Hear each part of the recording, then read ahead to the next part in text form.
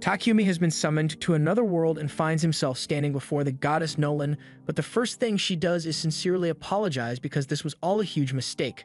She explains that when a summoning spell is activated, it randomly selects a bunch of losers from Earth to be isekai'd. But Takumi's life was actually going pretty well, so he was meant to be excluded from the summoning. However, an error occurred causing him to be dragged here alone with all the others. And it's all because the Holy Sidonia Empire decided to recklessly activate the summoning spell. Since Takumi was never meant to be summoned, Nolan brought him up here instead, while all the other summoned heroes went straight to Sidonia. Takumi asks her if she can just send him back to Earth since he was summoned by mistake, but unfortunately, she can't do that. She was so pissed off at Sidonia for using the forbidden summoning spell that she immediately patched it out of this world's magic laws, so no one can move between worlds anymore. And that means Takumi is stuck here permanently. The process also kinda killed him, so there's that too. Takumi starts freaking out upon realizing that he's a disembodied ghost, but only tells him he doesn't have to worry because she has a plan. She can't send him back to Earth, but she can give him a new body and have him become a citizen of this world instead. And as an apology, since this is partially her fault, she offers to grant him her blessing to make his life easier. Takumi doesn't really have much of a choice, so he agrees to be reborn into this world, and Nolan is glad to hear that because it makes this a lot easier for her. She tells him to open his status screen to check out the new life he will have, and when Takumi does, he finds out that Nolan is planning to give him a 17-year-old body, even though he's 40. Nolan tells him not to bother with the minor details, and more importantly, he still needs to pick out his job. She tells him that there are two main classes for jobs, so if Takumi wants something more combat-focused, he can pick things like swordsman, knight, or hunter. But if that doesn't appeal to him, then he could always pick one of the production jobs instead. Takumi doesn't like the idea of having to fight, so he decides to go with a production job after all. Nolan then proceeds to implant the job in his soul, along with a bunch of other bonus blessings, and sends him on his way, completely forgetting to give him a tutorial. Takumi crash lands in the middle of a forest, and after finally picking himself off the ground, he sees his reflection in the river and realizes that he really has become a different person, and he doesn't have arthritis anymore. He decides to make the best of his new life and goes to look in the bag Nolan dropped off with him to see what's inside. In the bag, he finds some food rations and some money, so it looks like he doesn't have to worry about starving for now. He then takes a look at his status screen, and it looks like Nolan really hooked him up with all the useful skills he could ever need. He even has elemental magic, so he decides to try that out first to see if he can really use it. He opens his hand and calls out water ball, and just like that, a water ball forms in his hand. The other elements work the same way, so Takumi is easily able to use them on his first try, but now he has figured out how his magic works. He has to start thinking about his next move and decides to head for the nearest village. While walking, Takumi comes across a stick in the middle of the path, and it looks like a really nice stick, so he uses his appraisal skill to scan it and finds out that this is Trent wood. It's gotten from the trade monster, and it is really useful for making things like magic staves and spears, so Takumi decides to put his modeling skill to the test and uses it on the wood to create a spear. Since the wood works so well, Takumi decides to scan around to see if there are any other useful plants nearby, and he finds a ton of them, so he spends the next hour picking them, but now he doesn't know what to do with all these. They definitely won't fit in his bag, so he might have to leave them behind, but then Takumi remembers that he has an item box skill, so he uses it to store all the plants. Just then, he hears someone scream, and a few moments later, he sees a little girl run out of the bushes. The little girl comes to him for help because there's a monster chasing after her, and when Takumi turns to see what kind of monster it is, he finds a massive horned rabbit. The rabbit charges at him and nearly impales Takumi, but at the last second, he freaks out and accidentally stabs the rabbit in the head, killing it instantly. He is shocked that a beginner like him was able to win against a monster like that, so he assumes it must be because of Nolan's blessing, but Nolan had nothing to do with it. It was just dumb luck. As a result of his fight, Takumi earns the job title of warrior, but he's not happy about it since he was hoping to avoid fighting altogether. But that's not really important right now since he still has to check if the little girl is alright. Molly says she's fine and explains that she was out here picking herbs, but she accidentally got too far from the board village and ended up getting attacked. Upon hearing her mention a village, Takumi gets excited and asks her if it's alright for him to come to the village. Molly tells him she'll show the way, but before that, she asks if he's planning on taking that rabbit with him since their meat is really tasty. Takumi realizes it would be a waste to leave it here, so he stuffs the rabbit in his item box, but immediately after doing so, he realizes that he just did that in front of Molly even though he was planning to keep his item box skill a secret. Well, there's nothing he can do about it now, so he and Molly start walking over to the village. And at the same time, the other people who got summoned have just arrived in the Empire of Sidonia, and they are incredibly confused about what's going on. None of them are hurt, but they have no idea where they are, and all of a sudden, they hear someone call out to them as heroes. A woman approaches and tells them that they are no longer in their original world, and that they have been summoned to use their power as heroes to save this world. She introduces herself to them as the Empress of the Sidonia Empire, Elizabeth, and one look at her face makes the kids realize that she's shady as hell. Just then, Akane's unique skill kicks in, and it seems Nolan granted her the blessing of revelation, so if she follows her gut instinct, she will naturally arrive at the right answer. And right now, Akane's gut is telling her that Elizabeth is a backstabbing bitch, so she can't be trusted. Meanwhile, Takumi has arrived in the bored village, and Molly's parents come out to thank him for saving their daughter. Molly's dad introduces himself as Banga, and his wife over here is Martha. They think Takumi is a really responsible guy to have traveled so far on his own, and on that note, Takumi asks them if it would be alright for him to stay in this village for a while since he has nowhere else to go. They tell him he is welcome to stay, but unfortunately, they don't have an inn in the village, so there's nowhere for him to stay right now. But they could always just build him a house though. All the villagers gather around an empty plot of land and are about to begin work, but Takumi wants to make himself at least somewhat useful, so he uses his earth magic to flatten the ground for the foundation. This is the first time he has used magic on such a wide scale, so he almost passes out from mana depletion. The villagers are all amazed that Takumi can use earth magic so easily, so Takumi asks if they think he just did something strange, but they tell him not to worry about it. Since he has taken care of the foundation, the rest of them get to work assembling his house for him. And by the next morning, Takumi's house has been completed. Thanks to his carpentry, blacksmithing, and sewing skills, Takumi was able to make a good set of furniture for himself. But there's something else he's been meaning to try out. He got a bunch of ores from the village blacksmith, boron, so he wants to try using alchemy to extract the metal. He's got iron ore, silver ore, copper ore, and even some magic iron ore, so he starts off with the iron and tries to make an iron ingot from it. Normally this would require a large furnace and hours of work, but with Takumi's alchemy, he can do it all at once, but it drains a ton of his mana in the process. His first attempt at ore extraction was successful, and Takumi is really excited, so he wants to keep extracting as much as possible so he can make stuff with it later. A couple of hours have gone by, so Molly comes over to Takumi's house to bring him some dinner, but when she opens the door, she is shocked to find him passed out on the floor looking like he's been sucked dry. Takumi had overdone it with the ore extraction and nearly died from mana depletion, but Martha and Banga gave him a recovery potion, so he's alright now and can keep practicing his alchemy, although they made him promise not to overwork himself anymore. Over time, Takumi extracted a bunch of iron, copper, and even a bit of gold too, so he was able to make a ton of useful tools with them. And once he was done with alchemy practice, he would spend time with Boron in the forge learning how to make all kinds of weapons.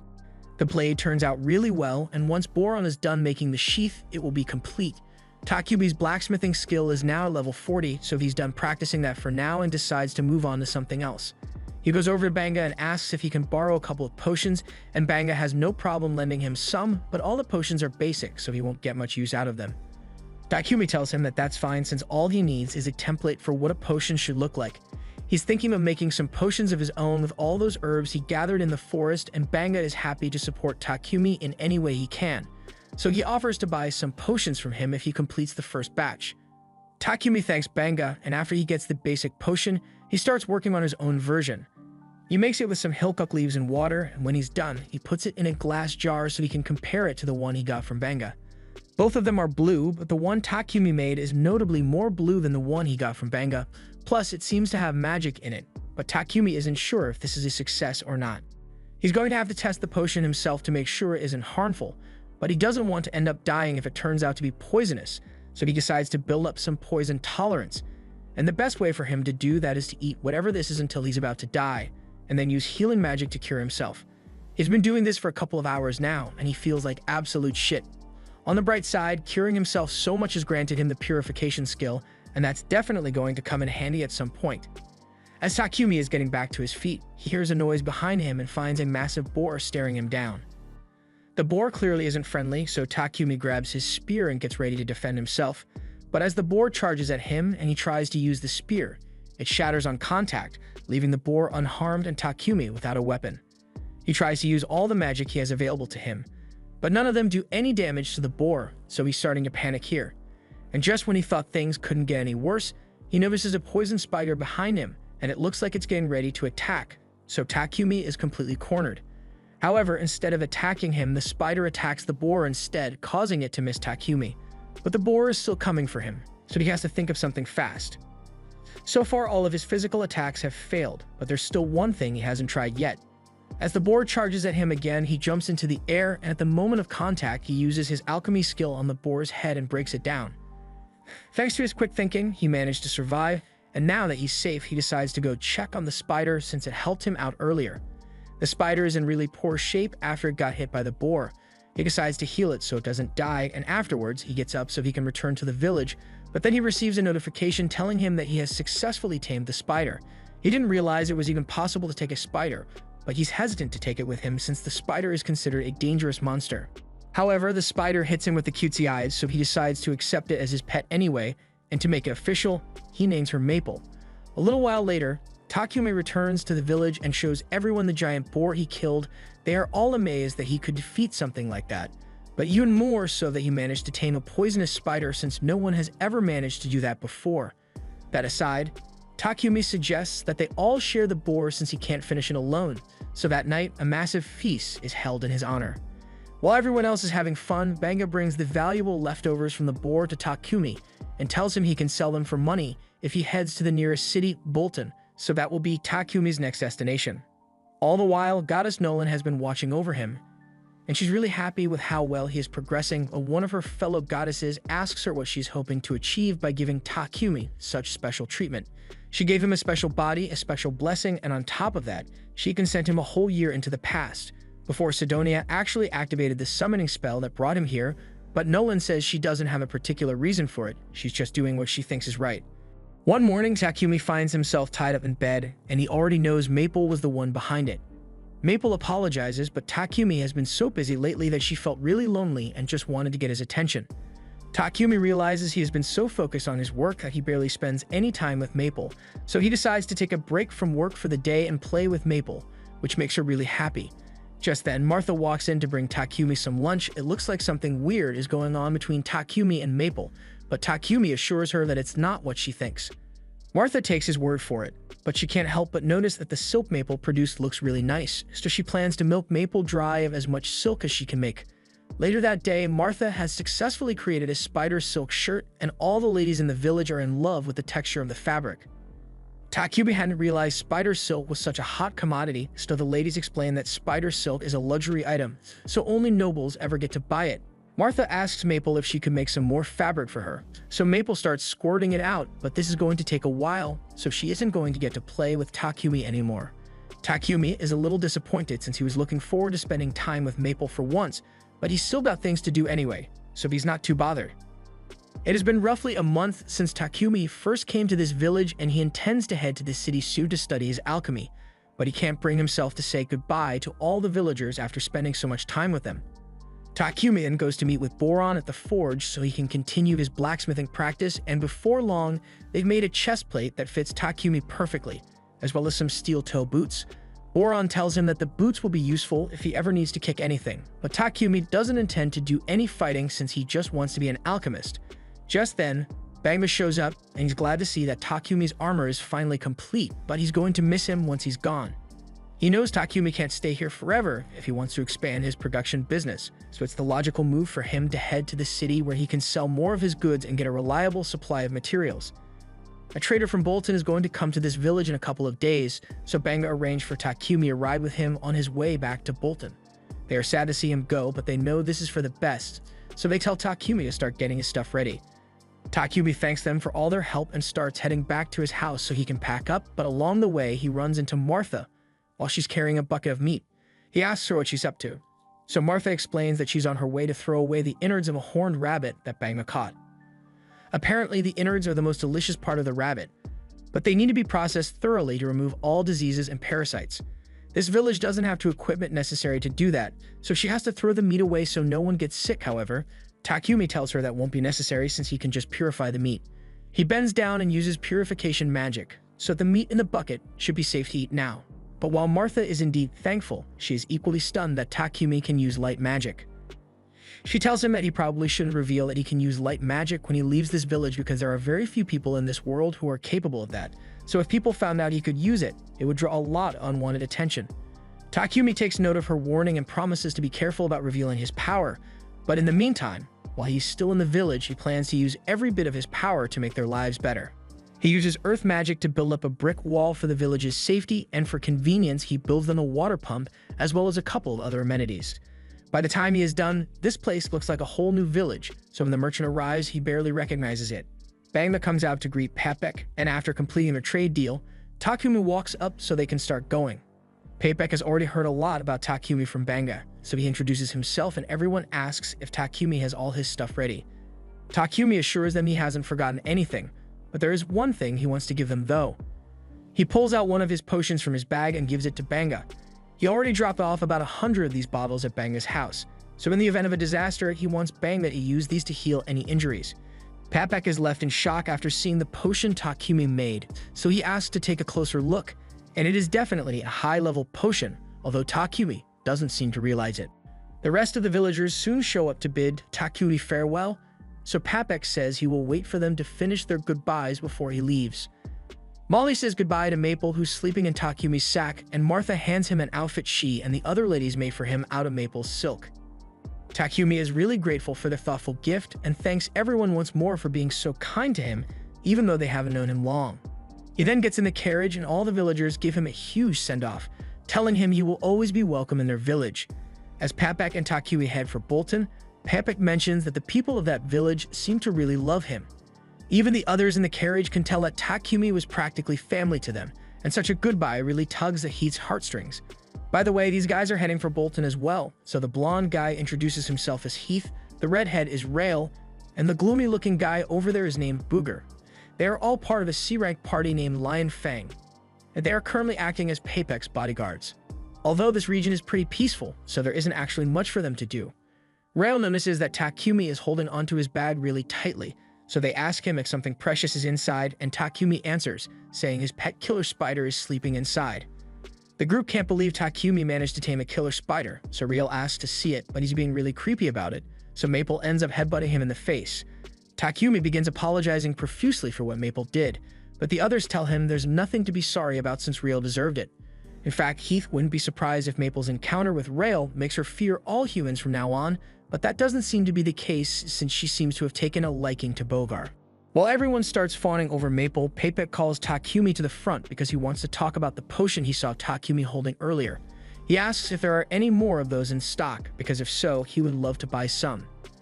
Takumi doesn't really mind selling Papek the potions, but all of a sudden, the horse stops and it looks like there's trouble afoot.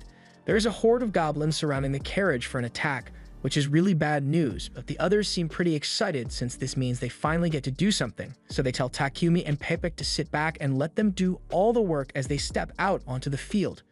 There are roughly 20 goblins out in the field, so they are pretty confident they can handle this and start fighting. Rail shoots them down with his bow, while Bogar and Heath attack the rest with their mace and axe. Overall, it doesn't take long for them to wipe out all the goblins, so once they are done, they get to work dissecting the goblins so they can collect the magic stones. And from what Maple has seen so far, she really likes Bogar. She hates Rail, and she doesn't really care about Heath. Shortly after, everyone got back on the carriage and their journey continued for the next 3 days until they finally arrived in Bolton. Once they enter the city, the members of Lion Fang head to the Adventurers Guild to report the success of their bodyguard mission, and Takumi follows them there since he needs to register with the guild to stay in this city. He would have preferred to register with the Alchemist Guild, but there isn't one here, so he's going to have to become an adventurer instead. The receptionist Hans tells Takumi that he can just use the Adventurer Guild card as his identification, and as long as he does a simple quest once every month, it won't expire at all. Takumi ends up registering as an adventurer and also presents Maple as his pet. After all the registrations are complete, Takumi heads to Papek's trading company to work on a deal for the potions. He has roughly 103 different potions in stock, and all of them are of extremely high quality, so Papek is prepared to pay 10 silver coins for each healing and stamina potion and 50 silver coins for each mana potion. Takumi does some quick math in his head and realizes that he would make over 7 million yen from this single deal. He thinks that's way too much money, but on the contrary, Papek informs him that he could have made a lot more money if he already had a reputation as a producer. On that note, since Takumi intends to become a producer in this city, Papek recommends that he get a house with a workshop attached for convenience reasons, but Takumi hadn't even thought about where he would be living once he got here. Pepek decides to help him out a little and calls for his assistant Thomas so he can show Takumi a good property with an affordable rate. However, when Takumi finally sees the house, it looks way more like a mansion, so he doesn't think he can afford it. Thomas assures him that the mansion is quite affordable, and he can guarantee that there are no ghosts here, so he won't have to worry about that. Takumi spots the workshop connected to the house, and he starts considering the purchase since this place would be really accommodating for his work. And he can afford to pay for it, since he got a lot of money from selling those potions to Pepek. After a little deliberation, he eventually decides to pay for the mansion, so he tells Thomas he'll take it. Thomas is glad to hear that and says he will get started on the paperwork immediately, so Takumi can move in tomorrow if he wants, but as they are walking through the city streets, Takumi smells something foul in the air. Thomas can tell that the smell is bothering Takumi, so he explains that the foul stench is coming from the sewers. Rich people have magical purifiers to cleanse their sewage, but the main city sewers have no such luxury. Magic purifiers are really rare since they are only found in ancient ruins and dungeons, so they are too expensive to implement in the city sewers. Some priests are periodically hired to manually cleanse the sewers with purification magic, but the sewers are still filthy most of the time. The next day, Takumi and Maple move into their new house, and the first thing Takuma wants to do is find a solution to the sewer problem. He gets a piece of quartz and clay from Pepek's company, and after using magic to shape it, he uses fire magic combined with space-time magic to bake it quickly. After doing that for a while, Takumi's mana was completely drained, so he had to drink a couple of mana potions, but on the bright side, he did manage to complete his creation. A modern toilet. Just then, he hears Pepek screaming from his living room, so he comes out to check what's going on and finds Pepek wrapped head to toe in Maple's silk. Takumi asks Maple why she would do such a thing, but she thought Pepek would find this to be fun. In her defense, the comforting feel of her silk does put Pepek to sleep, but that doesn't make it right, so Takumi sincerely apologizes for Maple's actions. Pepek tells Takumi it's alright, but getting swaddled so suddenly, it'd scare him a little, so he needs to use Takumi's restroom real quick. However, as soon as he enters, he comes back out and starts asking what this marvel of technology is. Takumi comes over and explains that this thing is a toilet. He attached it to a magical purification device so it automatically cleans itself once you're done with your business. Basically, after you take a dump, it uses purification magic to break down your shit into inorganic materials, and then that gets flushed down the drain. The system makes sense to Pepek, but the only way someone could possibly have made such a thing would be if you had an aptitude for light magic. Takumi realizes he may have messed up since Martha clearly warned him against using his light magic openly, so he asks Pepek to please keep this a secret for him. Pepek understands why Takumi would want to keep his abilities a secret, so he promises not to tell anyone, but he absolutely must have some of these toilets, so he asks Takumi if he can make 100 of them for him. Takumi is hesitant to agree since making just one toilet was a lot of work, but since Pepek is being so insistent, he agrees to do it as long as Pepek can provide the raw materials. Pepek is really happy to hear that, but he can't expect Takumi to make all those toilets by himself, so he suggests that Takumi should make a slave contract. Takumi is taken aback by the suggestion since he would never want to get a slave, but Pepek points out that if Takumi is trying to keep his abilities a secret, then it would be best to get a slave to help with his work since a slave would be bound to secrecy. Having aptitude for light magic is a really good big deal since it means you were chosen by God, and as such, the Church of Divine Light would probably come after Takumi to force him to work for them. They make a lot of profit by monopolizing purification magic, so Pepek doubts they would be happy to learn that commoners can have access to cheap purifications through Takumi's toilets. But Pepek already has an idea of how to get around the church, so Takumi doesn't need to worry about it for now. The most important thing is making sure that the church doesn't find out about his light magic. That's why getting a slave would be the best option for him. But Takumi is strictly against slavery, so he says he will just do all the work by himself. Just then, his guild card begins glowing, so Takumi takes a look at it, and it displays a message saying he needs to complete a verification quest to maintain his status as an adventurer, so it looks like he won't have time to make the toilets by himself after all, so he caves and agrees to buy a slave. Pepek takes Takumi to the Mulan Trading Company since they are the most ethical slave traders around. Pepek goes off to talk with the owner so he can get Takumi a good deal, and in the meantime, Takumi heads out into the garden because it looks pretty. There he finds a beautiful elf girl sitting on a terrace, but the second she sees Takumi, she tells him to get out of here. A little while later, Pepek introduces Takumi to the owner of the slave trading company, Mulan, and tells her that Takumi is interested in purchasing a slave from her. Although he mentions that Takumi was really reluctant about the idea of purchasing a slave, Mulan asks him if there's a specific reason for this, so Takumi explains that in the land where he comes from, selling and buying people was abolished long ago, so doing it here doesn't sit right with him. Mulan can understand Takumi's concerns, but she assures him that in this nation at least the rights and privileges of slaves are preserved to some extent. Basically, it works like this. The owner pledges to respect the slave's basic rights, providing food, clothing, and shelter, while the slave pledges to fulfill their duties. Said duties are clearly laid out in the contract for the slave. But aside from that, the contract also makes it impossible for either the master or the slave to cause lethal harm to one another. Takumi is quite pleased to learn this since it means the slave contract is pretty much a regular job with some rules attached. Mulan goes on to explain that there are several different kinds of slave contracts. In the case where someone becomes due to debt, they will be contracted until they earn enough money to pay back that debt. Other contracts are more permanent and are usually taken by criminals or people who end up being captured in war as an alternative to death.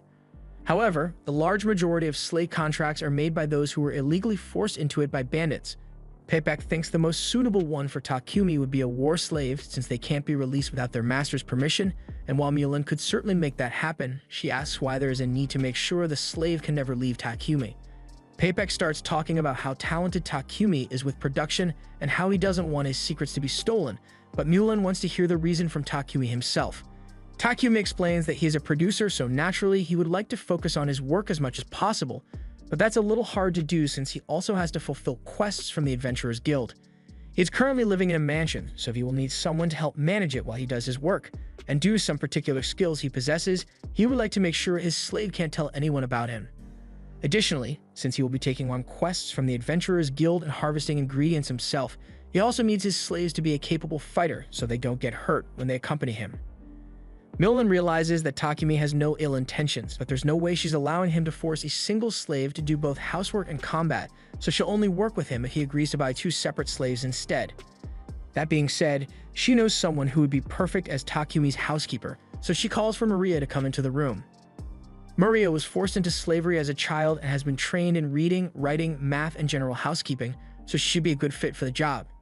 Maria says she can handle the housework of a mansion all by herself, and Takumi is glad to hear it. But Maria can tell that he's deep in thought, so she asks if something is wrong. Takumi tells her he's just a little confused since he doesn't understand why no one has bought yet Maria considering how cute and capable she is. Maria gets all embarrassed by Takumi calling her cute, so he apologizes since it might have been inappropriate to say. Maria calms down and tells Takumi that she can only do the housekeeping work outlined in the contract and nothing else. Takumi says he's fine with that since he only wants her to do housekeeping work, but Maria wants to make it very clear that she won't do anything else. Takumi doesn't understand why she's talking about it so much since Mulan already explained how these contracts work, but then Maria blurts out that she can't sleep with Takumi. Now Takumi gets embarrassed as well, but he assures Maria that he really does only want her as a housekeeper, not a meat keeper. With that said, Takumi asks Maria if she still wants to form a contract with him, and she says she'd be happy to work with him. Now that that's settled, Mulan says she'll begin working on the contract for Maria, but as for the battle servant, she says she unfortunately doesn't have anyone who fits the description. Maria hears Mulan say this and calls BS because she knows Sophia is still here, but Mulan doesn't take kindly to being called out, so she tells Maria to go back to her room and start packing her things. Once Maria is gone, Takumi asks Mulan if what Maria said was true, and Mulan admits that there is a battle slave in the building, but she doesn't think Sophia would be a good fit for Takumi since she's got a lot of problems. Mulan wants to end the discussion here, but Takumi is kind of curious about Sophia, so he asks to see her. Mulan reluctantly agrees to take Takumi and meet Sophia, and when they arrive at her room, Sophia is surprised to see that the visitor is the boy she met in the courtyard earlier. Mulan informs Takumi of Sophia's history and explains that she was captured as a slave of war in the battle between the Kingdom of Traeria and the Kingdom of Ugar. Although this all happened more than 50 years ago, Takumi is shocked to find out that Sophia is more than 50 years old, so Mulan goes on to explain that the Kingdom of Ugar was an elf nation and elves naturally live long lives.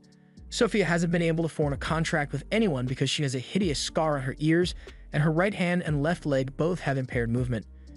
This soup already be a deal breaker for anyone looking to buy a battle slave, but on top of that, she also lost use of the elemental magic that elves are most known for, so it's likely that she has a curse on her. Given all these facts, Mulan doesn't think Sophia will be able to help Takumi on his quests, but Takumi wants to confirm it for himself, so he asks to have a minute alone with Sophia. Mulan decides to give him some time to talk to her, And once they are both alone, Takumi grabs Sophia's face and looks into her eyes. He isn't a fan of using appraisal on people without permission, but he needs to check what he's dealing with. He takes a look at Sophia's status screen, and to his surprise, he finds out that her stats are through the roof. Her injuries do limit her abilities, and she does have a curse on her.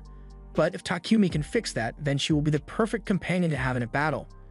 Mulan soon comes back into the room to Takumi if he has made a decision yet, so he tells her he wants to take Sophia. Sophia can't believe he wants her and reminds him of all her flaws. But Takumi says he's going to fix it, so it won't be a problem. Mulan thinks Takumi's confidence is pretty interesting, so she agrees to leave Sophia as Takumi's care. A few minutes later, Mulan finalizes the terms of the contract, so the final step is to execute it. The three of them gather together, and Mulan uses magic to bind them to the terms of the contract, so once she's done, Maria and Sophia officially become Takumi's slaves. Maria thanks him for purchasing her and promises to work hard to live up to his expectations, and so does Sophia. The three eventually return to Takumi's house, and as soon as he opens the door, Maple comes jumping out because she's excited to see him again. Both Maria and Sophia are worried for Takumi's safety, so Sophia is about to attack Maple. But before she does, Takumi stops her and explains that Maple is actually his pet killer spider. The two find it strange, but they decide to just act like it's normal, and a little while later, Takumi shows them to one of the empty rooms in the mansion.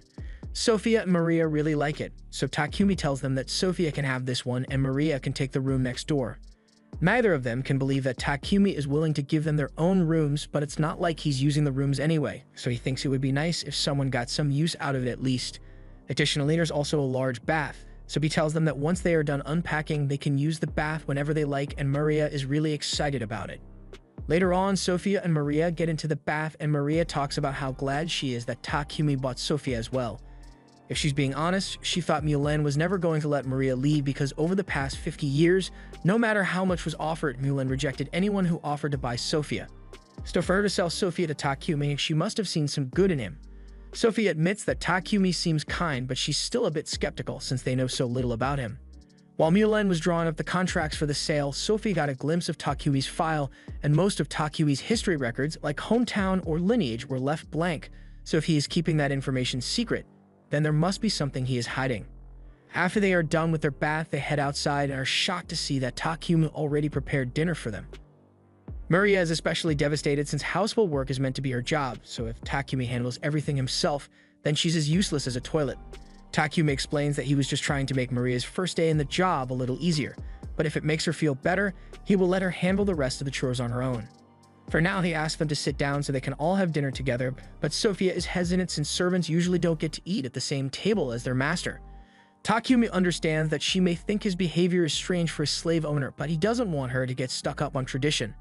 And speaking of tradition, he doesn't really like the fact that they keep calling him master, so he asks if they can just call him by his name instead. Sophia asks if that's a formal order, but Takumi doesn't want to have to force her to call him by name if she doesn't feel comfortable with it. Although Maria seems fine with calling him by name. The next day, Takumi heads to Papek's trading company to pick up a package he ordered, and Papek says he did his best to wrap it up securely, but he still wants Takumi to be careful when carrying it home. On his way home, Takumi notices a church nearby, so he heads inside and kneels down to pray to Nolan. He thanks her for all the skills she gave him since they've really helped him, but there's something he's been meaning to ask her.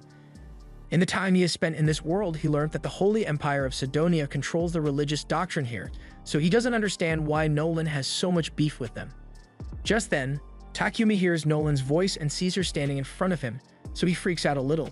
Nolan explains that she heard him praying to her, so she brought him up here so they could have a little chat.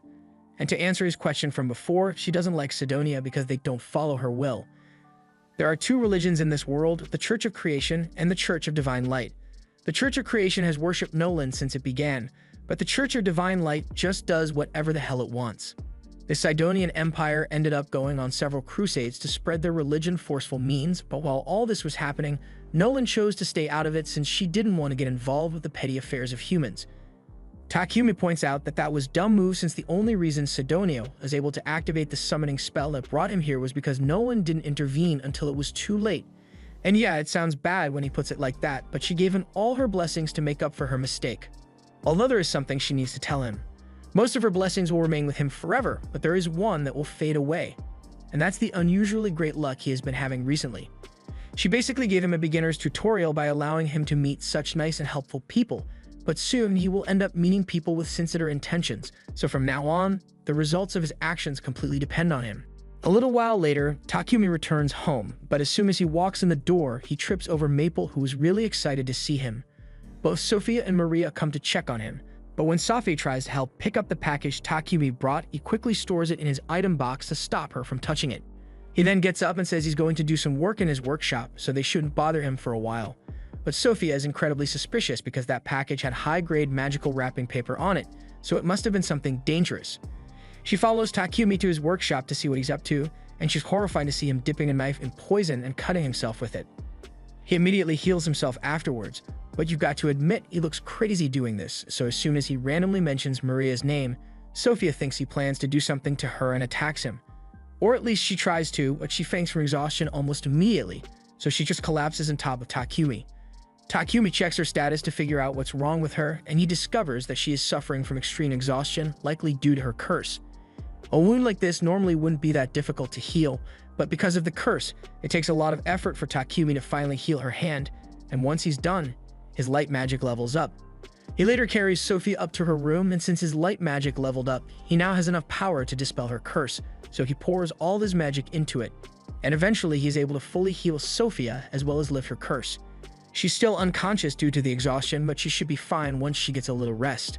A couple hours later, Sophia wakes up, and when she sees Maria, she warns her to run because from what she saw, she is sure Takumi is an absolute lunatic.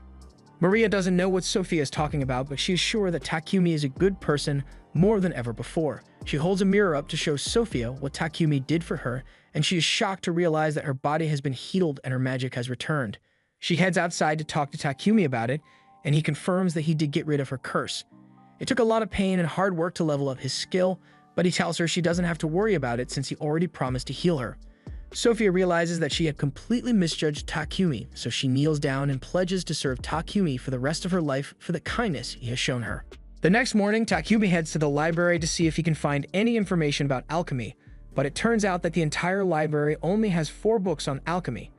Takumi is confused and wonders why alchemy isn't more popular when it's so simple to understand, but in reality it isn't easy at all. All the alchemy texts available are written in this world's ancient language, so the only reason Takumi can understand any of what's written here is because Nolan gave him a blessing that allows him to understand every language in this world. Later that day, Takumi, Maria, and Sophia finish making a bunch of toilets, and while there's still a lot more to go, they're making good progress, so Takumi thinks he should be able to take a break for toilet making for a while. If he won't be making any more toilets for now, Maria asks Takumi what he intends to do, and Takumi answers that he plans to go on some journeys in the near future. Specifically, he wants to try finding new alchemy ingredients, and while he's at it, he wants to see the unique sights this world has to offer and maybe explore some ruins along the way. He already plans to take Sophia with him as his bodyguard, so he's going to have to ask Maria to stay behind and take care of the house while he's gone. However, Maria doesn't like the sound of that. She asks Takumi if she can accompany him on his journey, but he doesn't think that'd be a good idea since the journey is bound to be dangerous. Plus, he mainly hired Maria because he needed a maid to take care of the mansion, so it would defeat the purpose if he took her with him. Maria understands Takumi's point, but being left alone in the mansion would make her feel terribly lonely, so she pleads with Takumi to reconsider. Takumi would feel bad about leaving Maria all alone, but before he makes any decisions, there's something he needs to check, so he grabs Maria's face and uses appraisal to check her stats.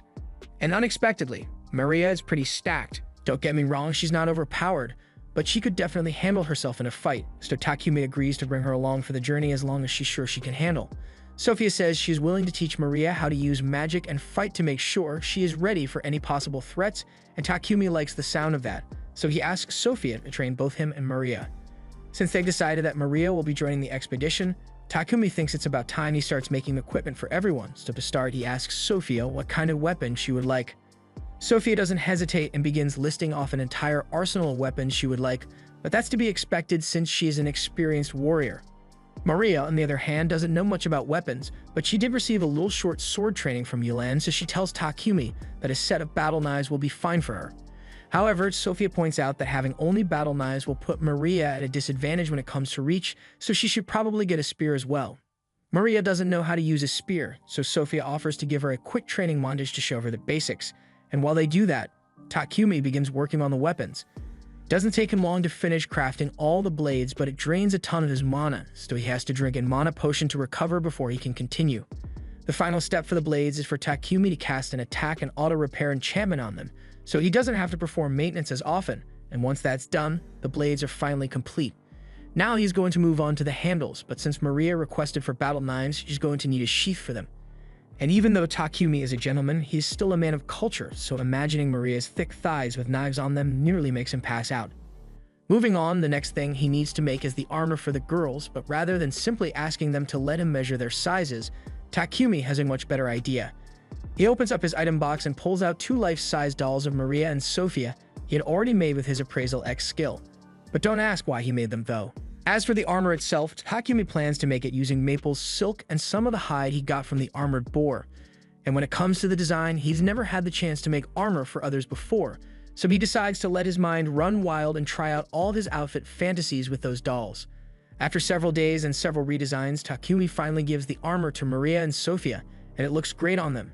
He asks the two if they like it, and both are honestly surprised by how well it fits despite the fact that Takumi never asked for their measurements. It's almost as if he had duplicates of them that he could test the outfits on, but that would be crazy, right? Takumi changes the subject before they start getting suspicious and asks them what they think of the weapons he made for them. Sophia pulls out the sword Takumi made for her and she says it feels perfect. The same goes for Maria as she tests out her battle knives and she is grateful for the equipment he made for her. There's one more thing Takumi made for the two of them, so he pulls out some rings and tells them it should help with their magic casting. Sophia and Maria accept the rings, but they feel bad about troubling Takumi so much since rings like these are bound to consume a ton of mana. Takumi admits that it was exhausting, but it helped him level up his ice and lightning magic, so it was well worth the effort. After all the equipment had been tested, the three of them head to the guild since Takumi needs to register Maria and Sophia at the guild so they can register as adventurers as well. Since this is their first time at the guild, Maria and Sophia are given the H rank. And while Takumi is here, the receptionist reminds him that he needs to complete at least one quest in order to maintain his status as an adventurer. So Takumi heads over the notice board to see if there are any good quests he can pick out.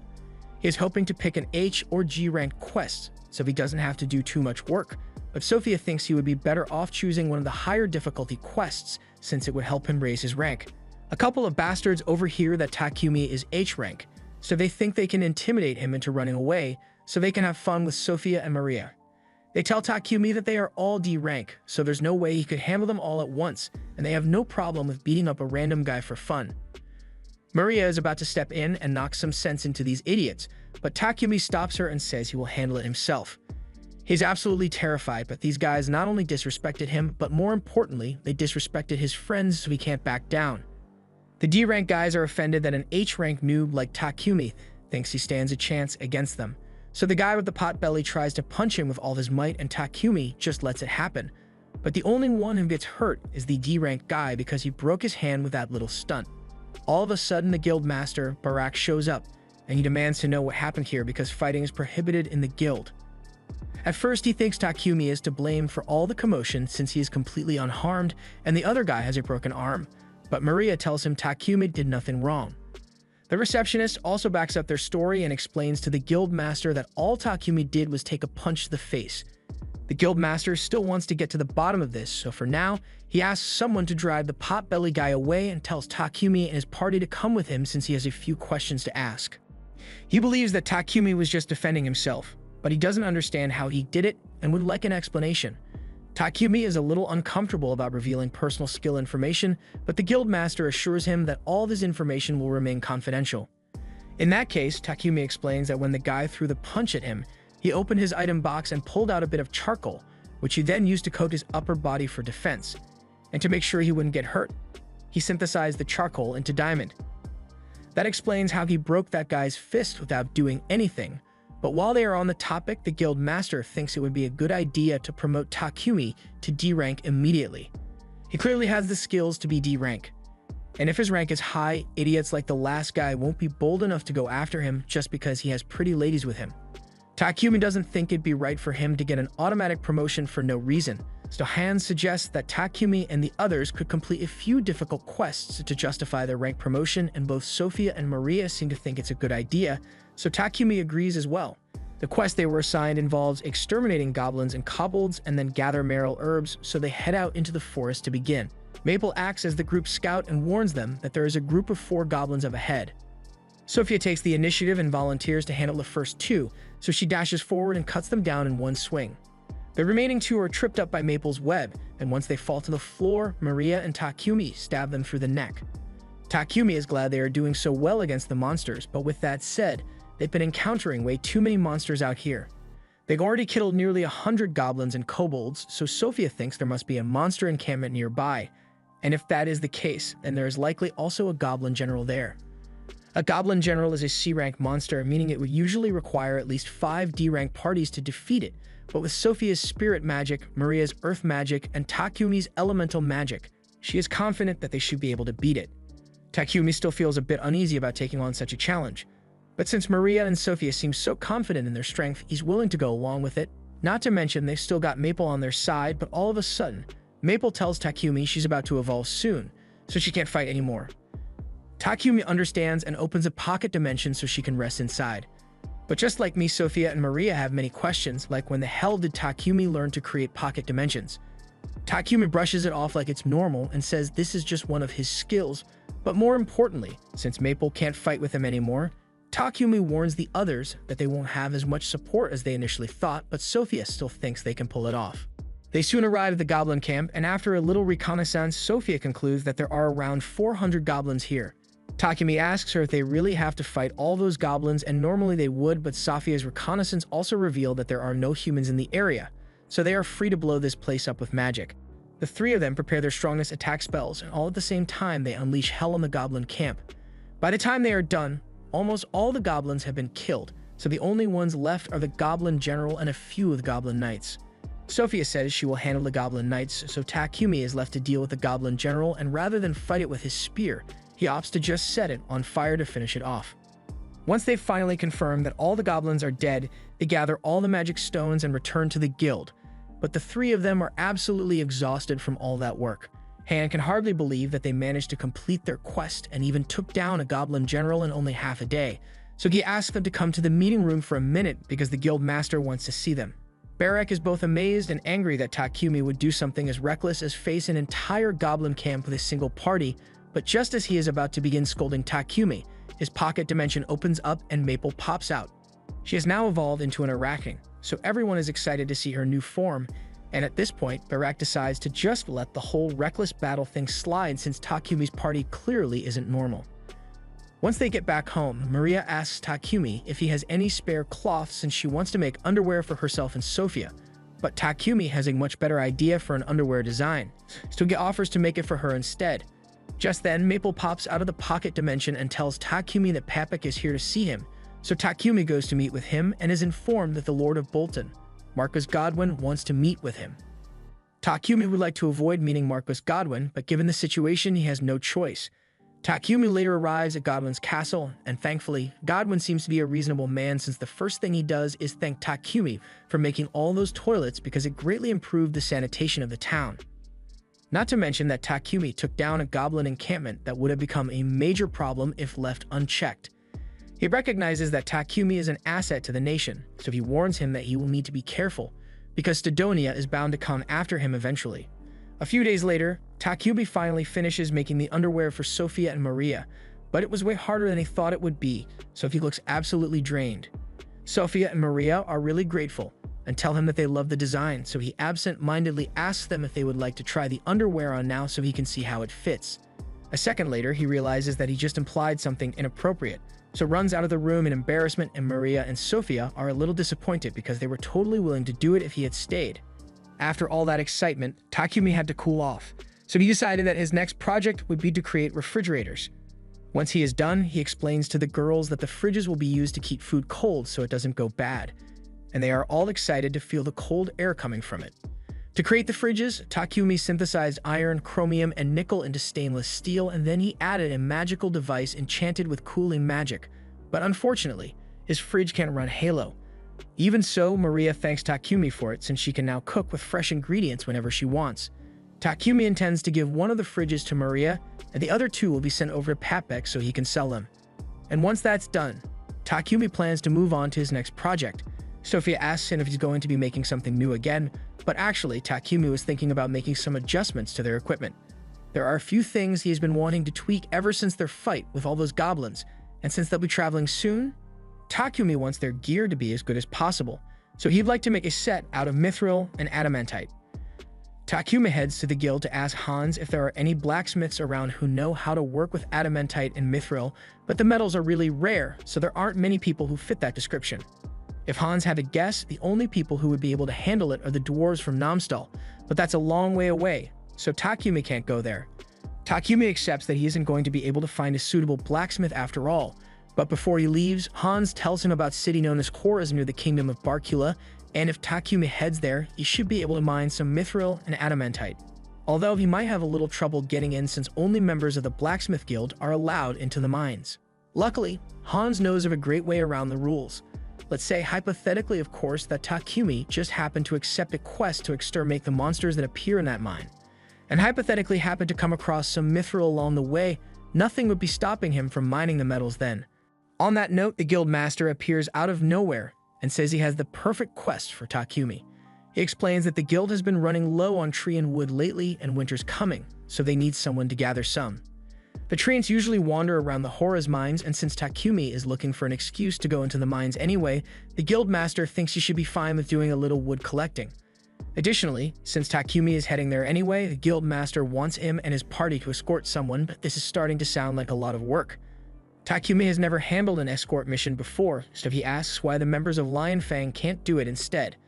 The guild master explains that Lion Fang is currently out on a separate mission, so they can't do it, and Takumi is the only other person he can ask. Takumi eventually agrees to take on the escort mission, but he still doesn't know much about the route to Horas, so he asks Hans how long it takes to get there. Hans tells him it takes 7 days if you go by horse-drawn carriage, but it'll only take 4 days if you use a monster horse instead, since they are twice as fast as regular horse. Takumi thinks the monster horse is a great idea, so he asks if he can take one of those, but unfortunately, Real shows up to tell him that all the monster horses are already being used by Lion's Fang. Hans is surprised to see Real back so soon, but Real says he and his party aren't done with their quest yet. He just happened to kill a black buffalo along the way, so he came back to drop it off before it went rancid. He's got to head back out in the morning so he can catch up with the rest of Lion's Fang, but since Real will be staying in town for the night, Takumi offers to let him stay at his house and have a bath. Real is excited by the prospect of a bath, so he decides to take Takumi up on that offer. Takumi is glad to hear it, but he actually has somewhere to go after this, so he says Real can just wait for him at his house. But Real says he would rather accompany Takumi. In that case, Takumi lets Real accompany him to Papek's company, and while Takumi is there, he manages to convince Papek to let him borrow a couple of his monster horses for his mission. But in return, Papek asks that Takumi sell him some of the ores he gets from the Horas mine. Also, about the refrigerator he brought earlier, Papek really likes it, so he asks Takumi to make some more for him once he gets back from his mining trip. Meanwhile, back at Takumi's mansion, Sophia is starting to get really worried that something might have happened to him since he hasn't returned yet. Later that evening, Takumi is walking back home with Real, and he apologizes for dragging Real on such a long errand even though he must be tired from his journey, but Real doesn't mind since he is the one who said he'd accompany Takumi. Just then, Real senses someone watching him and Takumi with great hostility. He can already tell that he can't beat this person with the equipment he has on hand, so he grabs Takumi's hand and starts running. However, the assailant swiftly catches up to them and kicks Real across the face. She then reveals herself to be Sophia, and she is convinced that Real must have been trying to kidnap Takumi, so she is prepared to cut him down without question. However, before she could kill Real, Takumi jumps in front of him and tells Sophia she has the wrong idea about the whole situation. After explaining what's going on, Sophia kneels down to sincerely apologize to Real for nearly killing for no reason. Real is alright, so he forgives Sophia, but he has a lot of questions he wants to ask Takumi after this. And the list of questions only gets longer when they finally get to Takumi's house and Real finds more cute girls there. He asks Takumi what's going on, so Takumi explains that he needed a maid to take care of a house and someone to guard him, so he hired Sophia and Maria. And then there's Maple, who happened to evolve at one point. Real is excited to see Maple again in her new form, and Maple remembers him, but she still doesn't like Real though.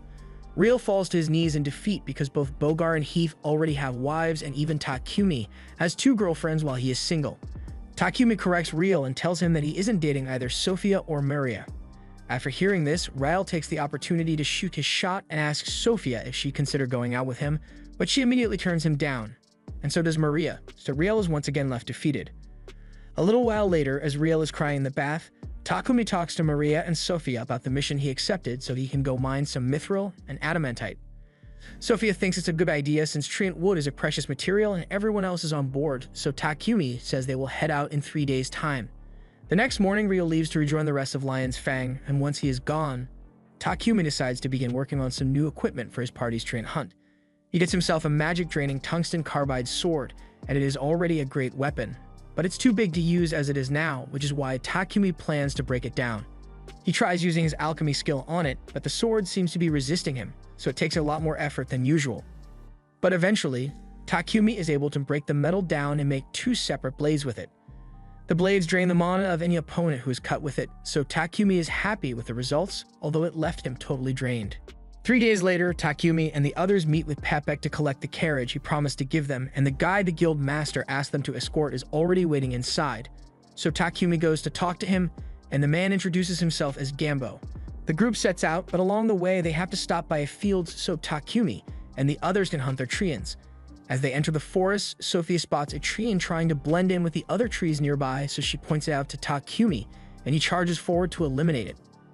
The treant tries to attack Takumi in the process, but Sophia and Maria have his back, so he is easily able to chop it down. However, that was just one treant, so they've still got an entire forest's worth to take down. They'll take too long to kill each treant individually, so Sophia suggests that they should use magic, and it seems to be working really well. However, they are soon confronted by an elder treant, and no matter how much magic they use to attack it, it keeps regenerating. The only way to finish it off is to cut down its main body in one go, so Sophia tells Takumi to coat his sword in fire and attack while she and Maria provide cover. Together, they are finally able to take down the leader treant, and that's it for their treant hunting, so they can continue with their journey to Horus.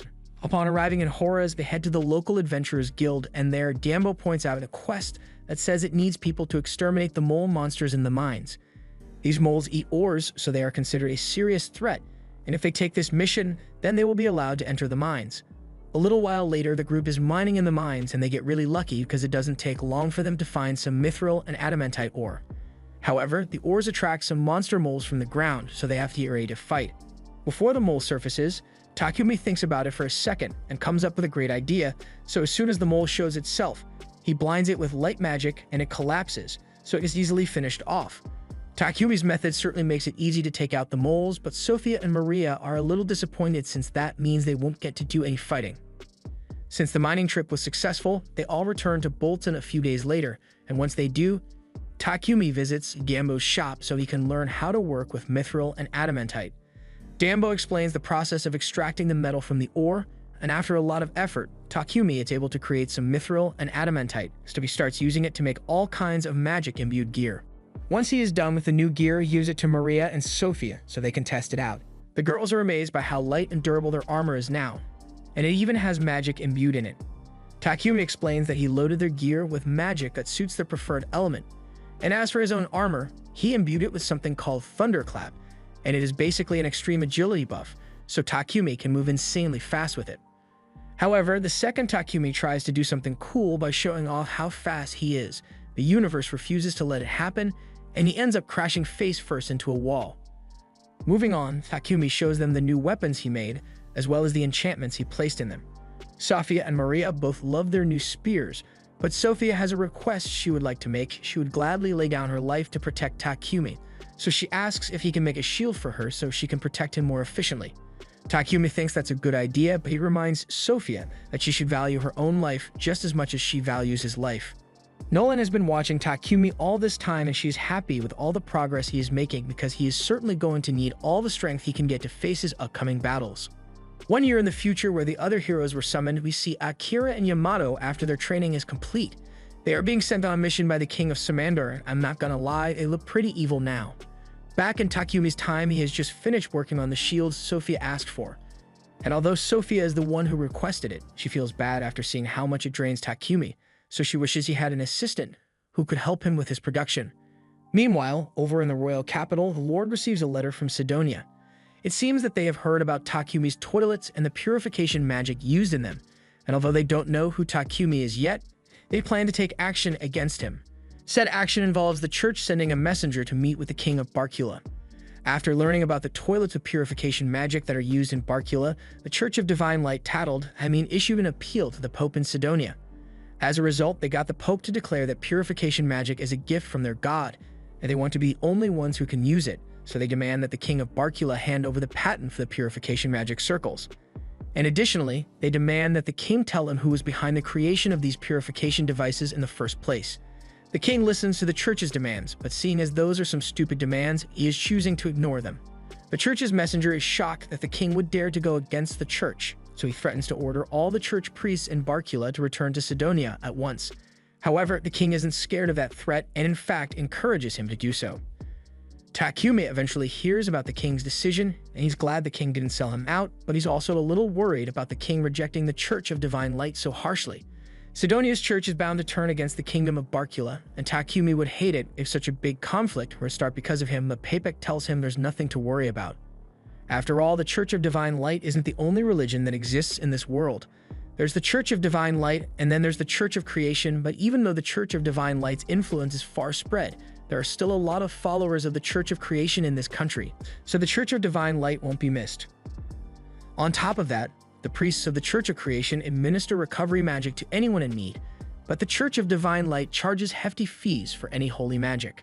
The Church of Divine Light is backed by Sidonia, so Takumi is probably going to have to avoid them from now on, but is what it is.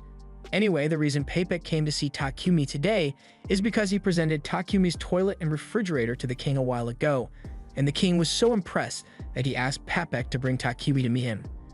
Takumi is a little wary of meeting someone as important as the king, but Papek assures him that the king isn't ordering him to do it, so he has the right to refuse if he wants. But Papek really wants him to agree since it would help his company's relationship with the royal capital. Takumi eventually agrees to the meeting, so later that evening he tells Sophia and Maria about it and asks them if they would be willing to accompany him to the royal capital, Bacalotos. Both say they would love to go with Takumi, so he suggests that they depart a week from now. But in the meantime, there's a lot of stuff they need to get ready. The trip to the royal capital will take about 7 days, so Maria is going to need to pack a lot of food in advance. And while she does that, Takumi says he will be working on new cloaks for Maria and Sophia. He got some dark element magic stones from Papek, and if he uses those to make the cloaks, then he can enchant them with a perception blocking spell. A spell like that would be really useful in combat, but the main reason Takumi wants to make it is so that when they make it to the royal capital, Sophia and Maria won't get harassed. Later on, Sophia and Maria head out to do some shopping, and while picking out some fruit, Maria complains that Takumi doesn't have enough confidence in himself. Sophia agrees and points out that Takumi has good looks, has an amazing talent for alchemy, and an incredible knack for invention. She continues listing off all of Takumi's good qualities, but Maria notices how enthusiastic Sophia is when she talks about Takumi, so she gets the feeling that Sophia might be in love with him. Sophia denies having such impure thoughts and says she only loves Takumi as her master, but Maria knows there's a love story in there somewhere. Meanwhile, Takumi is back at the church in town and kneels down in front of the statue of Nolan to pray to her. Before long, light begins to shine down on Takumi, and he finds himself up in Nolan's domain, where she warmly greets him. It's been a while since she last saw Takumi, and she heard about his invitation to the royal capital, so if he's here to pray for safe travels, then he should have brought an offering for her. Takumi tells her that he's just here because he has a few questions he wanted to ask her. The goddess that the Church of Divine Light worships is called Enat, so first he asks Nolan if there's really another goddess besides her. Nolan asserts that she is the only real goddess here, but if that's the case, then Takumi asks what Enat is meant to be. Nolan doesn't want to reveal too much, so she says Takumi will find out about that when the time comes. While he's here, Takumi also asks Nolan if she knows what's become of the other heroes that were summoned with him. It has been 10 months since Takumi got here, and normally something like heroes being summoned from another world would cause a huge commotion, but Takumi hasn't heard anyone talk about it. Nolan comes clean and admits that when she summoned Takumi, she messed with time a little to send him 1 year into the past, so the heroes technically haven't been summoned yet.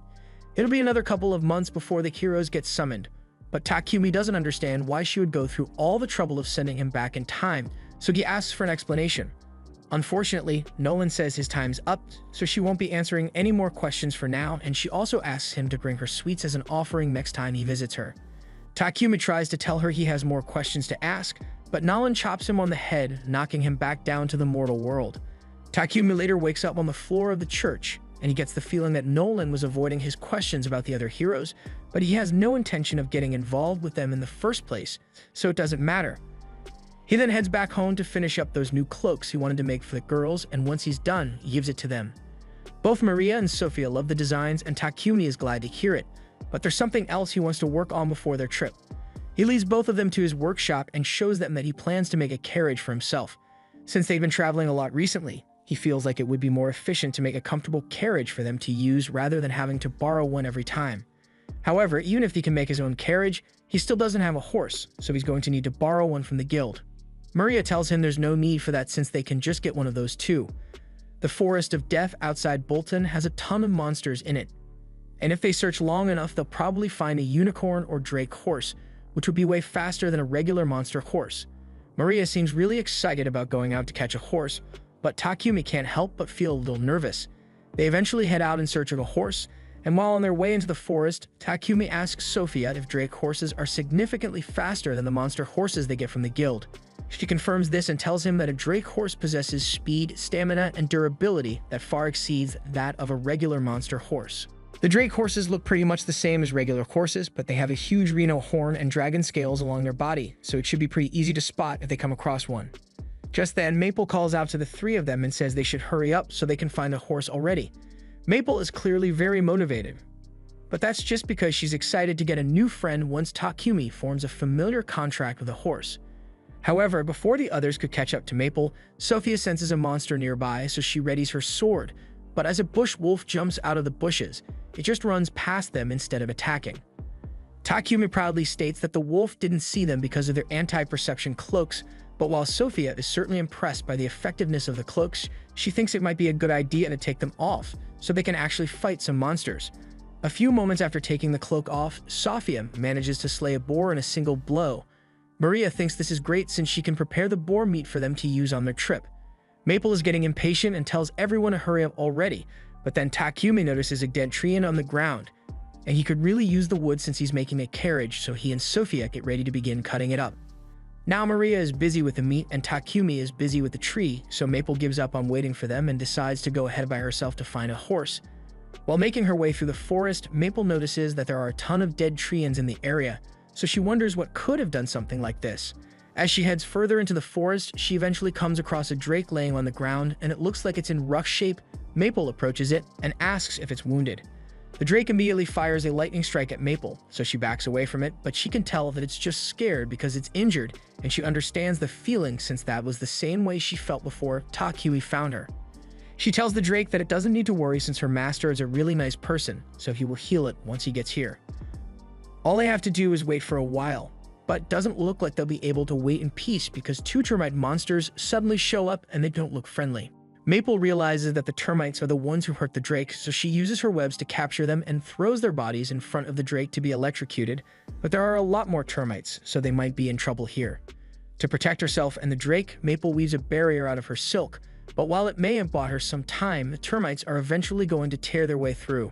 Maple tries calling for help from Takumi, but when she tries to establish a connection with him, he doesn't respond at all. She starts worrying that he may have gotten so excited about the wood he found that he forgot about her. Hopelessness sets in as the termites finally tear through her barrier, so Maple closes her eyes and awaits death. However, when she opens her eyes again, she finds Takumi standing over her, and he's so glad that she's alright. Maple jumps into his arms out of relief that he actually came to save her because she was so worried when he didn't respond to her call, so Takumi explains that the cause was likely the barrier she put up. It was well made for blocking out attacks, but the interwoven layers also block out all mana signals so her call couldn't reach him. But as soon as Takumi realizes he had lost Maple's signal, he came running to her last known location. He then notices the drake behind Maple, and Maple asks him to save it, so he extends his hand and tries to use healing magic on it. However, the drake repels him since it doesn't trust Takumi. Sophia tells Takumi that they need to leave soon since there may be more termites in the area, but if they leave the drake out here on its own, it is bound to die, so Takumi decides to put it in his pocket dimension with Maple until they get home. Sophia warns him that he can't put such a high-level beast in his pocket dimension without forming a contract first because it will put tremendous strain on his body, but Takumi thinks he will be fine. As it turns out, Takumi was not fine. He passed out almost immediately after putting the drake in his pocket dimension, and even after the girls brought him home, he still hasn't woken up for the past 12 hours. The fact that the Drake is still in his pocket dimension means Takumi's mana will continue to be sapped until he eventually withers away. And he can't open the barrier to let the Drake out because he's unconscious, so Sophia gets in touch with Maple and asks her to open the pocket dimension from inside. Maple says she can do that, but the Drake will be frightened if it suddenly appears in unfamiliar territory, so she says she'll make a tent out in the front yard to keep it calm. Once the Drake is out of the pocket dimension, Takumi should be able to recover, so in the meantime, Maria heads out to buy some medical supplies to treat him and asks Sophia to stay by Takumi's side so he has someone next to him when he wakes up. Later that night, Takumi finally wakes up from his coma and heads outside to see the Drake. Maple has been telling the Drake all about Takumi while they waited for him to recover, and after introducing himself, Takumi asked it if it would be willing to form a contract with him. The Drake trusts Maple, and since Maple is vouching for Takumi, it agrees to the contract. Now that Takumi has tamed the Drake, he can finally use magic on it without having to worry about backlash. So he immediately casts High Heal on the Drake to heal all its wounds. In the next moment, the Drake is able to stand on its own again and is back to full strength. But now that she's officially one of Takumi's familiars, he has to come up with a name for it. Since he names Maple after a leaf, he decides to keep the theme and names the Drake Camellia after the tree that retains its leaves all year round. Maple is glad that Camellia is all better now, and since everything has been settled, Maria calls everyone inside for dinner because she made a lot of tasty food and Takumi hasn't eaten in a full day because he was unconscious. Over in a slave trading company known as Palom, a beast girl named Rava is meeting with a prospective master, but while the client is indeed impressed with her aptitude for magic, he asks Ava if she knows how to use any practical magic spells. Ava says she doesn't know any useful spells yet, but she will try her hardest to learn so she can be useful to him. However, the man tells her he can't purchase her, because he needs someone who can help him now, and he doesn't have time to wait for Rava to train. But he does acknowledge that she is quite unique, so he wishes her the best of luck in finding a master for herself. Once the client leaves, Rava apologizes to Palom for getting rejected yet again, but he tells her she doesn't need to worry herself because sooner or later the right master for her will turn up. Rava tries to remain hopeful, but it's been several years since she got here and she still hasn't managed to find anyone to be her master. She thinks back to her old life with her younger brother and how she was forced to sell herself off as a slave to make money and take care of her family. But despite all that, she hasn't managed to make a single cent yet. Over in Takumi's house, he is still working as hard as he can to finish his carriage, and it's starting to worry Maria. She asks Takumi if he plans to go back to Digembo's workshop today, and Takumi confirms it since there's a lot of blacksmithing work that needs to be done before the trip. Sophia tells him he might be overworking himself a little because on top of all the effort he's been putting in to finish the carriage, he still has to make more potions and refrigerators for Papek. Not to mention that Takumi hasn't taken a single break in the last few days, so at this rate, she's worried he might work himself to death. Takumi appreciates that both of them are so concerned about his well-being, but he assures them that he is fine, so he heads out as planned. His first stop for the day is the guild, but as he enters, he hears a man desperately trying to get the guild master to believe him because he saw something horrific. Takumi walks up to the front desk and asks Hans what all the commotion is about, so Hans explains that there have been several reports of people seeing a strange creature outside. Takumi asks what kind of creature it is, but no one knows what it looks like, although Hans has drawn a sketch based on what the witnesses told him. Even with the sketch, it's still not clear what the creature is, but Hans isn't too worried about it since there haven't been any damage reports yet. Anyway, he asks Takumi what brings him to the guild today, so Takumi explains that he wants to register a new pet he just got. Hans is impressed that Takumi managed to tame another pet, and considering the stuff Takumi has done so far, he was already expecting it to be somewhat strange, but he is absolutely horrified when Takumi pulls Camilla out of his pocket dimension. Then he takes a look at his sketch, and he realizes that Camilla is the monster that everyone has been so scared of. And now that they know Takumi was the cause of all the panic, the guild master pulls him into a meeting to scold him until he begs for mercy. Meanwhile, Sophia is out in town because she just got back from a meeting with Mulan. She was there to ask if Mulan had any slaves with magical abilities who could help Takumi with his work, but unfortunately, she didn't have anyone who fit that description. Instead, Mulan suggested that Sophia could try taking a look at other slave trading companies to see if they have any slaves that fit the requirements she is looking for. As she is walking back home, she meets up with Maria, who is out shopping for ingredients to make lunch. She noticed how exhausted Takumi has been feeling lately, so she really wants to make him feel better with her cooking. But when she and Sophia head to Digembo's workshop to check on Takumi, they find him knocked out in a pile of wood. They are shocked at first, but Digembo tells them there's nothing to worry about since Takumi just fell asleep while he was working. And it's not hard to imagine why when Takumi has been working so hard without resting. And despite how exhausted he must have been, he kept working hard with a smile right up until the point he passed out. He's going to be fine for now, but Digambo warns the girls that if they don't get Takumi to stop working so hard, he might actually die one day. A little while later, once Takumi wakes up from his nap, he finishes the carriage and he looks so proud of himself for it. And he has every right to be proud too, because he broke the laws of physics to make this thing. It looks like a regular carriage on the outside, but on the inside it's the size of a house. Takumi put a lot of work into enchanting this carriage with spatial magic to make the inside bigger, and he even outfitted it with all the daily necessities, so even the longest road trips will feel comfy. Everyone hops in so they can take it out for a test ride, and Maria is having the time of her life driving it. Even though the carriage is moving at terrifying speeds, you can hardly feel any vibrations from the inside, so there's no risk of motion sickness. They've still got time before their scheduled trip, so Takumi tells Maria that she can make suggestions on anything she wants him to add to the carriage, and since he offered, she asks him for death spikes. Spikes on the side have no useful functionality whatsoever, but it'd be cool though. Takumi acknowledges Maria's suggestion and promptly ignores it, so they carry on as usual, and a few days later, it is time for their trip. They pull up to the city gate and meet Lion's Fang there, since they'll be the ones escorting them on their journey to the capital. Payback and the others soon arrive as well, and since everyone is here, Takumi thinks it's time for them to get going. However, before they leave, Payback is a little curious about what a carriage built by Takumi would look like, so he asks if he can take a look inside. Takumi tells him to go right ahead, so Payback steps inside, and the second he sees the house inside, he freaks out. He frantically begins asking Takumi to tell him how he managed to make such a marvelous carriage and offers to pay him handsomely for the information, but he has some sense knocked into him by Lord Godwin, because he doesn't want Payback to make Takumi uncomfortable. But then Godwin starts loudly exclaiming how he would love to have a carriage as wonderful as Takumi's, and while he's not ordering Takumi to make one for him, if Takumi were to give him one as a gift, he would be so thankful that he would be willing to pay 100 platinum coins. Takumi does some quick math in his head and realizes that 100 platinum is roughly 1 billion yen, and with that kind of money on the table, how could he refuse? For now, the group sets out on their journey with Takumi and his party in his carriage, while Godwin and Payback use their own respective carriages. As they ride, Godwin talks to his assistant about how much of an asset Takumi has become for the kingdom ever since he showed up. He is sure Takumi will eventually reach even greater heights, but all his accomplishments are bound to draw unwanted attention. And while the king and Godwin will do everything they can to shield Takumi from threats within the kingdom of Barkula, the Empire of Sidonia will still be very difficult to deal with. Speaking of the Empire of Sidonia, we take a look into the future after the other heroes were summoned, and Akane is reading an old Sidonian history book to gather as much information as she can. The book talks about the goddess Anat that Sidonia worships, and it says she created humanity in her likeness. Then she created beastmen from beasts and elves from sprites, all to serve under mankind. That is why beastmen in the Empire of Sidonia are treated so poorly, and Akane can't stand it.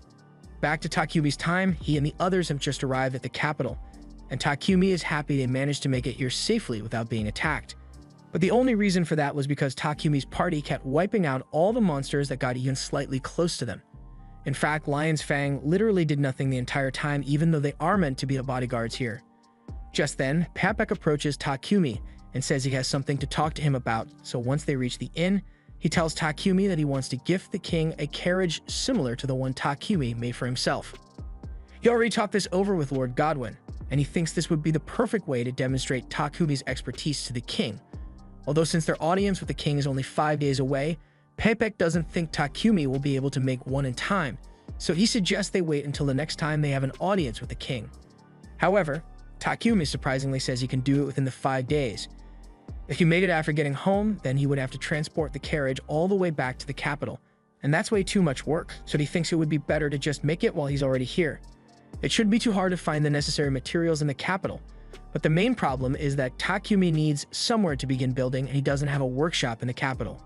Thankfully, Payback says he knows the perfect place for Takumi to do all his work, the Palom Company. Takumi later meets with Maria and Sophia to tell them about Payback's proposition for him to work at the Palom Company, and Sophia happens to know a bit about the Palom Company, so she tells Takumi it's one of the more trustworthy slave trading companies in the capital, at least according to what Mulan told her. Payback got permission for Takumi to use one of the Palom Company's old detached buildings, so as soon as the materials arrive, Takumi intends to begin working on the new carriage. However, Sophia refuses to let that happen. So she tells Takumi that he needs to get himself an assistant.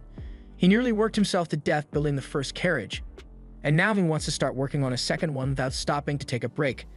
Even a workaholic like him has to realize that he is being reckless with his health, so Sophia asks him to get himself another slave while they are at the Palom Company. Takumi understands that Sophia and Maria are genuinely worried for his well-being, so he agrees to get a new slave, and the next day he meets with the owner of the Palom Company. Takumi tells him that he is looking for a slave to help him with his alchemy, and since Takumi is currently working on a carriage that has various magical elements, Palom assumes Takumi would need a slave who has magical aptitude. While Takumi is having his meeting, Sophia is standing outside, but all of a sudden, Maria comes running up to her in a panic because she can't find Maple anywhere. Maple said something about wanting to explore the Palom building earlier, and if anyone sees a killer spider roaming the halls, they are going to freak out, so Sophia says she's going to go look for Maple before she causes any trouble. Unfortunately, by the time she finds Maple, she has already scared the soul out of Rava, who was just trying to enjoy her book. Maple apologizes for scaring Rava, and Sophia helps her back to her feet, but as she does so, she notices that the book Rava is carrying is a book about alchemy. She asks Rava if she's interested in alchemy, and she begins telling her about how much she loves studying alchemy. A few minutes later, Rava is brought into the meeting room to meet with Takumi, since Palom suggested her as a good candidate for Takumi's needs. Rava greets Takumi and takes his seat so they can begin their discussion, but as Takumi is telling her about the tasks he needs completed, Rava is completely zoned out because she's worried she will get rejected again and won't get to make any money for her family. Just then, Takumi mentions something about needing someone who is somewhat knowledgeable in alchemy, and as soon as Rava hears the word alchemy, she shoots up because alchemy is her thing. She loves alchemy just as much as Takumi does, so the two start talking about their favorite methods and theories, and Takumi is so impressed by her that he decides to give Rava a little quiz. He tears a piece of paper out from one of his journals and asks her if she can figure out what this magic circle is for. Rava takes one look at it, and she can tell that it's a recomposition circle used to make sweets, but there's something off about it, and she doesn't know what it is. She starts having an exam-induced panic attack and starts crying because she can't answer Takumi's question. She tells him she doesn't know the answer because this isn't the same candy spell she knows, and she was fully expecting Takumi to reject her for failing his test, but on the contrary, he extends his hand and invites her to join his party. She was actually right about the circle being used to make candy, but it was slightly different because Takumi uses different ingredients in his candy. Nevertheless, Takumi thinks it's amazing that she was able to figure out what the magic circle was just by looking at it, so he tells her he would love to have her as a part of his team. Since Takumi has accepted Rava, Palom creates the contract between them, and Rava is glad to finally be employed, but she asks him if he can do a small favor for her. She wants him to help her send all her wages back to her home village. Rava explains that her family is very poor, so she wants to support them as much as possible so her brother can have a better life. And if that's what she really wants, then Takumi sees no reason to refuse. Meanwhile, the king of Sidonia is getting ready to retaliate against the kingdom of Barcula for refusing to hand Takumi over, so the king plans to send out the holy knights to make an example of them. But the princess has a better idea. They will soon be summoning their heroes, so she plans to start rumors to build hatred for the people of Barcula among Sidonian. And once they had summoned their heroes, they will find an excuse to wage war and get their revenge. A little while later, Takumi finishes synthesizing the adamantite framework for the carriage, and Rava is amazed that he was able to create something like this on his own. She offers to begin polishing the frame, but as she does so, her mood plummets because she doesn't think she could achieve something like this, but Takumi assures her that while the alchemy circles he used may look complicated, it isn't that much harder than the candy spell. He is sure that after a little training, Rava will be able to perform alchemy just as well as him because, after all, she has the most valuable trait for alchemy: genuine excitement for the craft. Eventually, with Rava's help, Takumi is able to finish the carriage, and while he is admiring his work, an old man walks up next to him to look at the carriage as well. He asks Takumi if this belongs to him, but Takumi responds saying he made it, but he's actually going to be giving this one to the king. Just then, the others come running over while yelling to get the king's attention, and since they definitely are referring to Takumi, Takumi realizes that the man standing next to him must be the king, and he is mortified by how casually he was speaking with him earlier. The king tells him he doesn't have to worry about formalities since this is an informal meeting, and the reason he chose to have this informal meeting is because he thinks formal meetings are boring. He also wanted to meet the famous alchemist as soon as possible so he could thank him in person, but Takumi is surprised to hear that the king wants to thank him. He's not sure what he could have done to warrant thanks from the king, but the king reminds him that he'd invented the toilets that solved the kingdom's sewage problem. So as the king, it is his duty to show his gratitude. Normally, a grand banquet would be held in Takumi's honor, and all sorts of rewards and titles would be given to him, but that would draw too much unwanted attention to him. And the king knows Takumi wants to remain anonymous to avoid being targeted by Sidonia. The king seems like a really good guy, and Takumi is grateful that he is so understanding. The king ended up giving Takumi a reward for his toilet invention, and afterwards, the group began their journey home. As they leave, the king watches from his window and he instructs his attendants to make sure no one ever knows that Takumi came here today. Steamon agrees to tell everyone in the castle to keep their mouths shut about Takumi, but once they start exporting Takumi's goods outside Barkula, Takumi's influence is going to spread so far that it's going to be impossible to stop Sidonia from acting against him. After returning to Bolton, Takumi sits down with all his slaves to discuss their wages, but to his shock, Maria and Sophia say they don't want to get paid. Maria says he already gives her plenty of food, so she's happy with the allowance he already provides, and Sophia doesn't have much use for his salary anyway, so she doesn't see a need to get paid. Reva thinks it's weird that Takumi has to argue to convince these two to accept their salary, but she's just enjoying the show at this point. Takumi tries to explain to Sophia that even if she doesn't need the money right now, it's still a good idea to save it for the future, but Sophia's mind is made up. She's an elf, so she is guaranteed to live more than Takumi, but even after Takumi dies, she intends to spend the rest of her life watching over his grave. Maria isn't going to live as long, but she would gladly do the same. The sentiment is nice, but Takumi really wishes these two could come up with a future plan for themselves that doesn't involve sitting by his grave for all eternity. Meanwhile, over in the Empire of Sidonia, one of the princess's spies has managed to get their hands on one of Takumi's purification devices, and she is disgusted that someone would dare to replicate holy magic instead of paying them. Age refuses to let this stand, and she knows that these purification devices originated from the city of Bolton, so she intends to send a small unit to destroy whoever is producing the devices. Back at Takumi's house, he and Reva are in his workshop when Reva suddenly asks him if she can register at the Adventurers Guild. Takumi is surprised by her request, but Reva says she wants to help Takumi as an adventurer as well, just like Maria and Sophia. Also, being an adventurer would help her improve her stats, and improving her stats will allow her to do more complex alchemy. When she puts it like that, Takumi can see why she wants to become an adventurer, so he agrees to let her register. The two of them head to the guild, and Reva gets a guild card issued to her so she can join Takumi's party. But on the topic of Takumi's party, Hans tells him to hurry up and come up with a name already. With the exception of Reva, everyone in Takumi's party is already D rank, and with their performance they are easily one of the guild's top parties, so they can't stay nameless forever. Takumi doesn't think it's that much of an issue if he leaves his party nameless since he never wanted to be an adventurer to begin with. In the first place, his team doesn't have someone to fight on the front lines. Takumi could probably do it if he had a little more training, but he's not really interested in getting stronger. Just then, Barak shows up out of nowhere and says he is willing to train Takumi until he's the best frontliner out here, and he conveniently chooses to ignore Takumi when he says he isn't interested in any training. Barak proceeds to throw Takumi all across the training grounds while demanding that he think of a name for his party, but between the fear and constant pain, the only names Takumi can come up with are toilet-related, so Barak keeps throwing him around until he can think of something better. Unfortunately, Takumi couldn't think of anything, so by the end of the day, he is covered in bruises and bumps.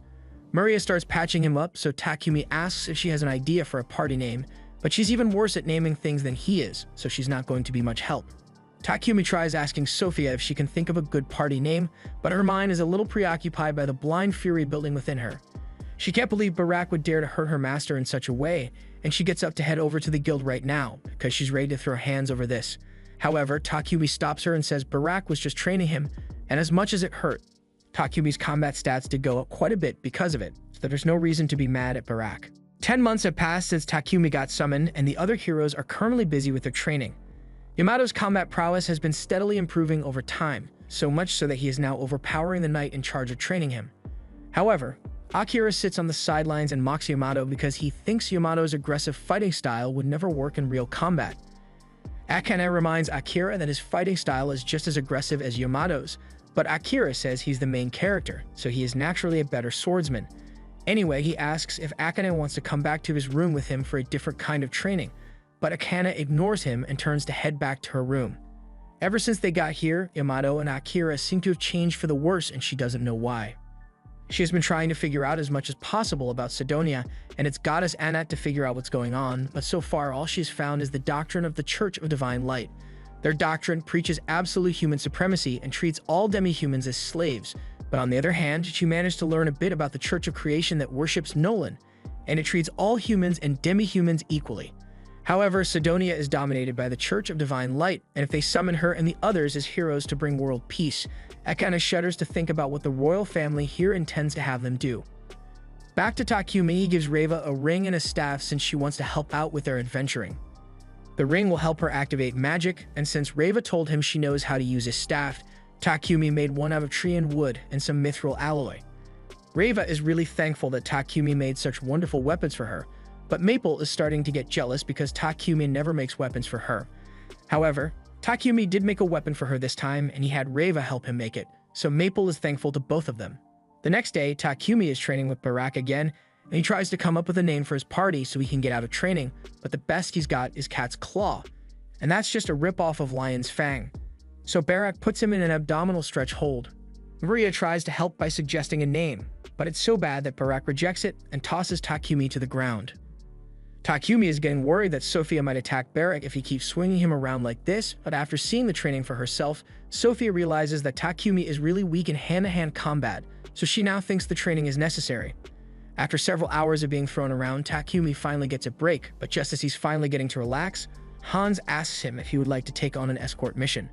Takumi is hesitant to accept escort missions since they are usually really long, but Barak tells him that with his carriage and camellia, it would only take him 4 days to get there and back. Plus, the request is coming from Papek's company, so he'd be doing Papek a favor if he accepts. Takumi asks if Lion's Fang can do it instead since they usually handle Papek's escort quests, but unfortunately, Lion's Fang is currently out on a separate mission, so they can't do it. Takumi still doesn't want to accept the quest, but everyone else seems to think it'll be a good idea, so he's forced to accept. They begin their journey to the town of Kilgis, and the man they are escorting says he feels a lot more secure knowing that Takumi and his party will be protecting him. He plans to sell some basic necessities as well as the purification devices, but while he's there, Papek also asked him to buy some milk. Takumi is shocked to learn that milk exists in this world since he's never seen any, but it just usually isn't sold in Bolton. Kilgis also has other dairy products like cheese as well, so Takumi is starting to get excited about this trip after all. Once they arrive at the town of Kilgis, Takumi has everyone try cream stew for the first time. As they take their first bite, they all think it's really tasty and unique since they've never tasted anything like it before, but Takumi thinks he could improve this recipe a little, so he says they should buy a lot of cheese and milk before they return home. Luckily, the markets in this town stay open at night, so Takumi can buy as much as he wants right now. That night, they all head out to buy the dairy products, and afterwards, they all sit down together to taste them. Being able to have milk and cheese again has Takumi thinking about his old life in Japan, but he doesn't miss it at all because his life in this world is much more fulfilling than it ever was on Earth. Sophia notices that Takumi is deep in thought, so she asks him if something happened, and he asks her if she ever thinks about returning to her hometown. Sophia says she prefers her current life too much to continue dwelling on the past. She spent 50 years of her life trapped by the curse that had been placed on her. But after forming a contract with Takumi, she was able to live a new life, so all she cares about now is moving forward with Takumi and the others. Everyone else agrees with Sophia's sentiment, and Takumi understands how they feel since ever since coming to this world, it feels like he has been given wings to live his life as he pleases. And now that he thinks about it, those metaphorical wings are all thanks to Nolan, so he has finally decided on a name for his party, the Wings of Nolan. After completing the escort mission, Takumi and the others return to Bolton, but upon arriving at his mansion, he realizes something is wrong. The entire room is full of paralysis poison, and before he even realizes what's going on, the girls have all been poisoned and captured by two masked men. One of them approaches Takumi and attempts to stab him to death, but at the last second, the knife gets knocked out of his hand by a web, so Takumi seizes the opportunity to counterattack and knocks the first guy out. The second guy then tries to attack Takumi, but he is easily able to flip him over and knock him out as well. Now that the threats have been neutralized, Takumi thanks Maple for the assist since she really saved him back there.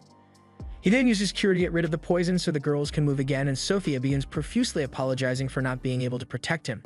Takumi tells her it's not her fault she couldn't move since only he and Maple have paralysis resistance skills. But speaking of Maple, she asks Takumi what he wants to do with the rest of the intruders she found. She found these guys lurking around the house, so she defeated them and tied them up in her webs, But by the looks of it, this was a planned assassination attempt. Takumi sends Sophia to go get Barak from the guild, and after arriving, he has the assassins taken away. But he tells Takumi that he should probably report this to the Lord of Bolton, because it looks like Sidonia finally found him. Takumi later has a meeting with the Lord, and his investigation revealed that the people who tried to attack him were members of the Divine Light Squadron. They are basically a task force that Sidonia sends out to execute anyone whom they deem to be problematic for the Church of Divine Light. Takumi is horrified that Sidonia is really trying to kill him. He is informed that the reason Sidonia is after his head is because of the purification devices he created. Previously, the kingdom had to rely on priests to use holy magic to purify the sewers. The priests of the Church of Creation and the Church of Divine Light used to take turns doing it, and while the Church of Creation did it for free, the Church of Divine Light always charged large fees. But now, with Takumi's invention, priests aren't needed for purification anymore, so Takumi pretty much cost the Church of Divine Light a huge portion of their revenue. Takumi asks if he needs to go into hiding or maybe leave the nation, but he is told that he will be safest if he remains here in Bolton, since this nation has many followers of the Church of Creation. So it will be hard for the Church of Divine Light to exert their influence here. And as an extra precaution, they are going to increase the number of patrols for the Knights and City Guard to prevent more Divine Light assassins from showing up. That takes care of the city's security, but Barak says they still need to worry about Takumi's safety while he's out on adventuring missions. Takumi turns to him and says he actually intends to suspend his adventuring for now given the circumstances, but Barak refuses to accept that. Takumi's party is one of the top 5 in the guild, so it would hurt the guild's metrics if he stopped adventuring. And the guild's metrics are way more important to Barak than Takumi's life being in danger. Sophia adds to this, saying she will protect Takumi even if it costs her life, so she wants to keep adventuring with him. Takumi is too much of a pushover to refuse either of them, so he ends up agreeing to continue being an adventurer. But as the 3 of them head back to the guild, Takumi takes a moment to think. It is clear that Sidonia is after his life, but because of him, his friends were put in danger last night and he needs to do something if he's going to keep them safe. Once they get to the guild, Takumi and Sophia meet with Hans, so they can finally register their party name, but before they leave, Hans warns Takumi that he needs to be careful. Rumors about the attack on him have already begun to spread, and there are also rumors that a huge bounty has been placed on Takumi's head, so there's a chance that some of the adventurers here might try to attack him. Later that night, Takumi returns home and tells everyone the bad news. Maria is upset after hearing everything because it means there's a high chance that more people will attack them again. Takumi apologizes to all of them since they are in danger because of him, but they tell him there's no need to be sorry because they all chose to stick by his side no matter what. Besides, they are strong enough to handle anyone who tries to attack them again. Takumi is glad he has the girls to support him, but he is still a little worried, so he has been thinking of creating a magical device to raise a barrier around his house. That way, no attackers will ever be able to get close to him or the girls while they are at home. But he still needs to worry about their safety while they are out on adventures, so Sophia suggests he should find someone to act as their party's tank. Takumi agrees, but he has no idea where to start looking for one, so Sophia tells him that there are a lot of adventurers who are solo, so they could probably find someone in no time. But there's no guarantee that they'd be trustworthy, so Takumi intends to go looking for another slave instead. Everyone goes to bed for the night while the knights stand guard outside the mansion, but Takumi stays up all night working on his barrier device.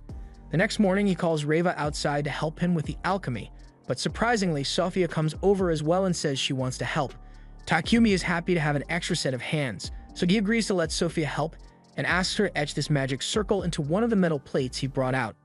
Once that's done, Takumi begins pouring some magic powder on the metal sheet, and while he does this, Sophia asks him if he managed to get any sleep last night. Takumi admits that he stayed up all night because he was thinking about defensive measures for the future, and speaking of defensive measures, it looks like Maple is training with Camellia.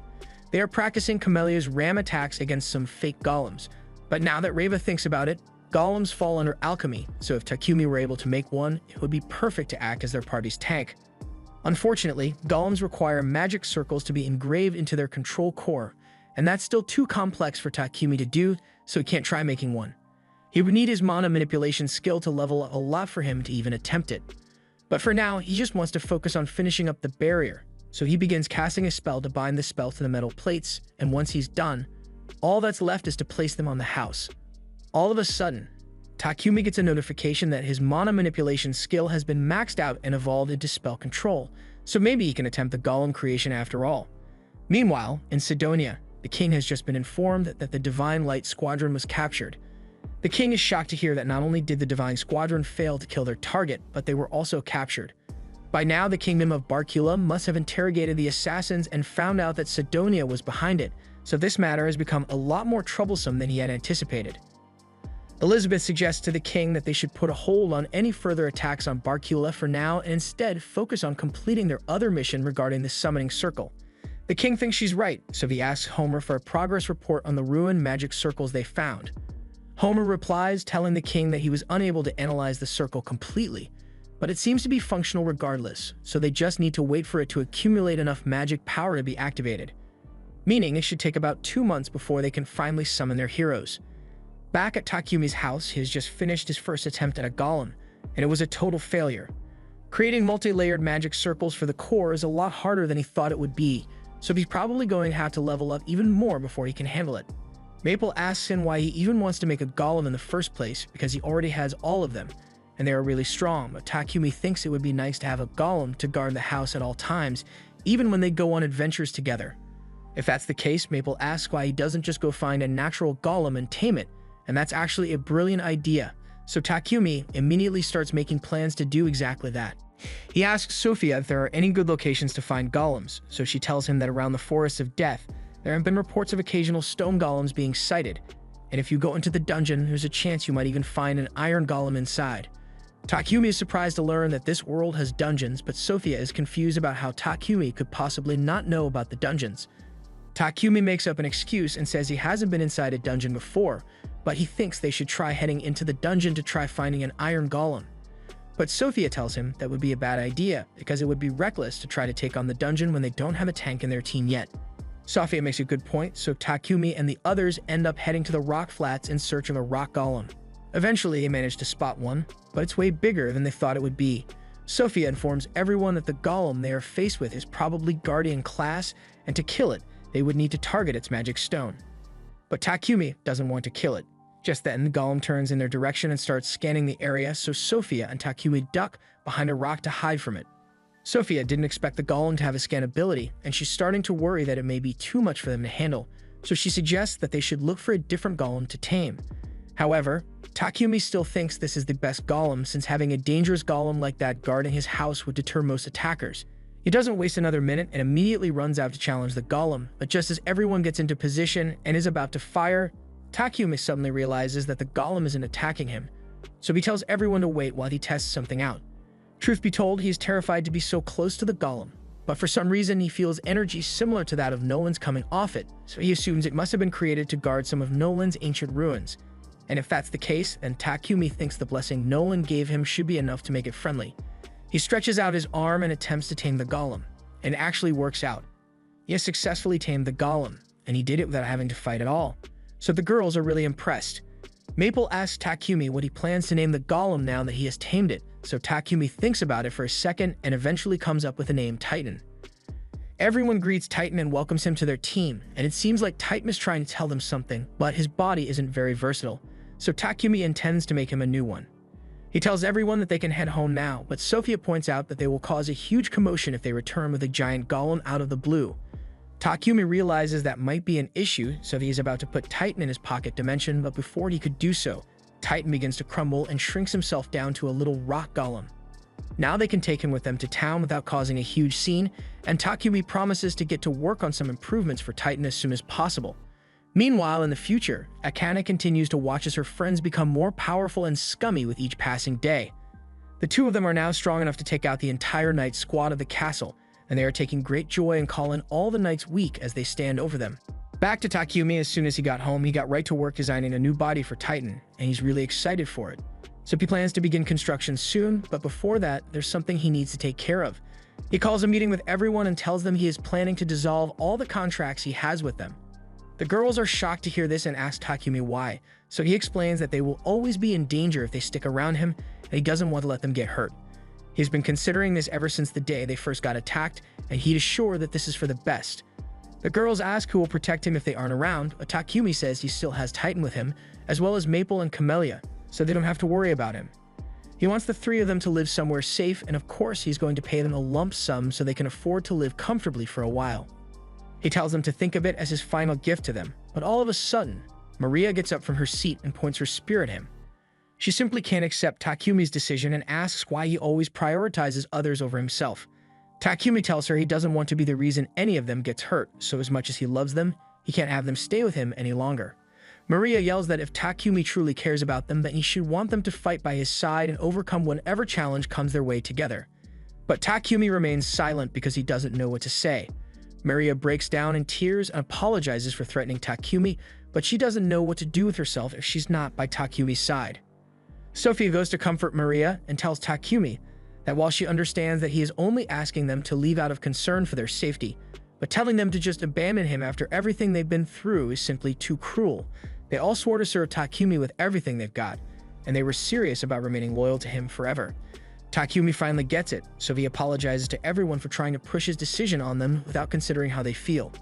He asks them one last time if they really want to stay by his side despite all the dangers they may face, and the girls tell him they'll be by his side no matter what comes their way. Now that they've sorted that out, Takumi resumes work on Titan's body, and he's super shiny now. Titan absolutely loves his new body, and why wouldn't he? It has an adamantite skeleton with mithril armor, as well as every weapon Takumi could fit in there. And best of all, Takumi made a giant body for the little Titan to go in. So Takumi has finally achieved a lifelong dream of creating a real Gundam, and he couldn't be happier. Meanwhile, Nolan is watching Takumi from heaven, probably jealous of his giant mech, but she is suddenly approached by one of her subordinates, and she has bad news. There are signs that Anat is starting to come into existence. The god that the Church of Divine Light worships didn't exist before, but after years of worship, their collective will has given birth to Anat. And unfortunately, because their will is so rotten, Anat is on the verge of becoming an evil spirit. On top of that, since Sidonia was the country responsible for summoning the heroes, it's possible that they will start a war once those heroes are strong enough. Nolan was already aware of this, but she can't directly interfere with the mortal realm. That is why she placed Takumi in this world and granted him so many blessings. And from now on, the fate of this world rests on Takumi's shoulders. There was a group of villagers who were forced to abandon their homes after a bunch of nobles made the place completely unlivable. This has led to all the villagers hating all forms of nobility, especially Manny, who lost her husband because of the careless actions of the nobles. A year after that incident, the Lord is reviewing the report on it, and apparently those refugees were taken in by a noble named Rockford. But he can't support all 1,000 refugees any longer, so he is asking them to help find a new home for them. However, with 1,000 people, there's only one piece of land big enough to accommodate them, and it's currently overrun by monsters. Developing that area is going to be practically impossible, so the Lord has no choice but to ask Takumi for help. Meanwhile, Takumi and the others are getting ready to go dungeon exploring. Takumi has been interested in dungeons for a while now, so he chose to enter a dungeon known as the Forest of the Beast King. It is the second most difficult in the kingdom, and despite being underground, it really does look like a forest. The monsters here are a lot stronger than the monsters on the surface are, but Maple, as the scout and Titan taking all the big hits for them, they were able to defeat the floor bosses fairly easily and claim the treasure chests. It took a whole day before they could reach the last floor, and as they approach the final boss room, everyone is getting excited. Sophia is just glad that they managed to make it this far without suffering any real damage, and Takumi says it's because they got lucky and didn't fall for any traps. But just as he says this, he accidentally steps on a trap in the floor, sending a massive boulder right at them. Takumi yells for everyone to retreat, so they all start running until they make it to a room that's too small for the boulder to get in. All of a sudden, the door they came in through closes behind them, so now they have no choice but to follow this path. Eventually, they arrive at a large room, and Takumi is starting to get the feeling that they were lured here, and it turns out that he was right because the final boss soon appears, and it's an S-rank rock dragon. Takumi really wishes he had brought the giant Titan mech with him, but he didn't, so as the dragon strikes at them, Takumi tells everyone to run. They won't have a chance to attack if they don't stop the dragon's tail from moving, so Takumi asks Titan and Maple to try and pin it down for a few seconds. Titan understands, so he grabs the dragon's tail to hold it in place while Maple uses her webs to stick it to the ground. And with the dragon's tail trapped, Sophia runs up to it and starts stabbing. The dragon screams out in pain, so everyone uses the opportunity to hit it with all the magic they've got, but it's still not enough to bring it down. Sophia tells Takumi that the dragon's weak point is its midsection, so Takumi brings Camellia out and has her charge straight from the dragon's abdomen. This does a considerable amount of damage, so Takumi seizes the opportunity to go in for the final blow. He runs up to the dragon intending to strike it down, but then he realizes that he doesn't want to get too close to that fire breath, so he realizes there's an easier way to deal with this thing. He enchants his sword with magic before throwing it in the dragon's mouth. This does enough damage to finish the dragon off, so it disappears, leaving behind a treasure chest in its place. This means they've officially cleared the dungeon, and as a bonus, Takumi found this dragon scale thing, and he's sure he can make something great out of it. After Takumi and his party return to Bolton, Takumi is immediately summoned by Marcus Godwin. Once he arrives at the Marcus mansion, Godwin asks him if he is familiar with the uninhabited land to the south of this region. Takumi recalls hearing that the place is undeveloped and there are so many monsters there that even the neighboring nations don't want to bother dealing with it. The Kingdom of Terraria once tried to terraform that area, but they failed miserably and suffered great losses as a result. With that said, he wants Takumi to go there and build a village. Takumi is dumbfounded and asks why Godwin wants him of all people to do it, so Godwin tells Takumi that he heard of the Board Village and how Takumi built a huge wall for them in the span of a few minutes. That's why he believes Takumi will be able to construct a village on his own. There's a river about 100 kilometers to the south of Bolton, so they tell Takumi that would be a good place to start construction. But Sophia doesn't like the way Godwin is trying to dump this responsibility on Takumi's shoulders, so she reminds him that Takumi's life is still under threat from Sidonia. Godwin is aware of this, and he tells her that he normally wouldn't make such a request, but the circumstances are very dire. A year ago, development on a pioneer village was halted due to interference from corrupt nobles, and as a result, 1,000 villagers were forced to abandon their homes. The refugees have been supported by Bolton and Rockford till now, but Godwin would like to find a new home for them as soon as possible. That's all Takumi needed to hear because he says he will do it. Sophia tries to convince him to reconsider since it would be extremely dangerous, but Takumi has already made up his mind because he can't ignore people who are in need of help. When he first got here, he didn't have a home either, but the people of the Board Village took him in and gave him a place to live. That's why he wants to do the same for these refugees. Since Takumi agreed to build the village, he immediately sets out with his party and an escort of knights so he can start construction. After building the roads, Takumi used his magic to erect a giant rock wall and dug out a huge moat in front of it to stop monsters from attacking the village. He then had Rava reinforce the wall to make it stronger and Maria help with some of the inner city roads. After a few days of work, this place is finally starting to look like a real village, so Takumi asks Sophia to return to Bolton and tell Godwin that he can send the pioneers here. Sophia does, as she is told, and rushes back to Bolton on Camellia to inform Godwin that they are ready to receive the refugees, but Godwin can't believe that they managed to create a whole village in just 10 days. The village isn't exactly perfect, but Takumi said it should be good enough for the villagers to live their daily lives without issue, so Godwin gives the order for the refugees to head to the new village. The refugees start heading there under escort of the knights, but even though they are supposedly receiving a new home, they are rather worried because they are heading for the southern frontier, and the place is known for being undeveloped monster territory. They heard that a man was dispatched to make the land habitable, but they assume it is just another rotten noble who sees them as nothing but disposable pawns, so the living conditions in the village must be terrible. However, as they pull up to the village, the knight captain is shocked by the sheer magnitude of the village walls. It's practically a fortress at this point. The convoy crosses the drawbridge and enters the village where they meet Takumi. The knight captain asks Takumi what all of this is, so Takumi explains that he surrounded the village with ramparts and dug a moat for security. This way, as long as the village isn't attacked by a dragon or something with wings, it should be safe. There is also a castle on that hill over there, but Takumi just made that in case any officials came to visit the village. There are homes for everyone who is moving in, as well as some barracks for the knights. And Takumi even created a sewage system complete with his purification devices. The knight thanks Takumi for all his hard work, but that aside, he asks how on earth it was possible for Takumi to do all of this in such a short amount of time. All he was asked to do was make a village, but this place is practically a fortress. The villagers were skeptical before, but now that they've seen the village, they are actually grateful that they get to live here. But Manny still doesn't seem so happy. Sophia notices Manny on the hill looking gloomy, so she decides to go talk to her and ask if she's here alone. Manny tells her that her husband died in her old village, so Sophia offers her condolences. It would probably be difficult for Manny to tend to the fields by herself, so Sophia asks her if she would be interested in a different kind of work.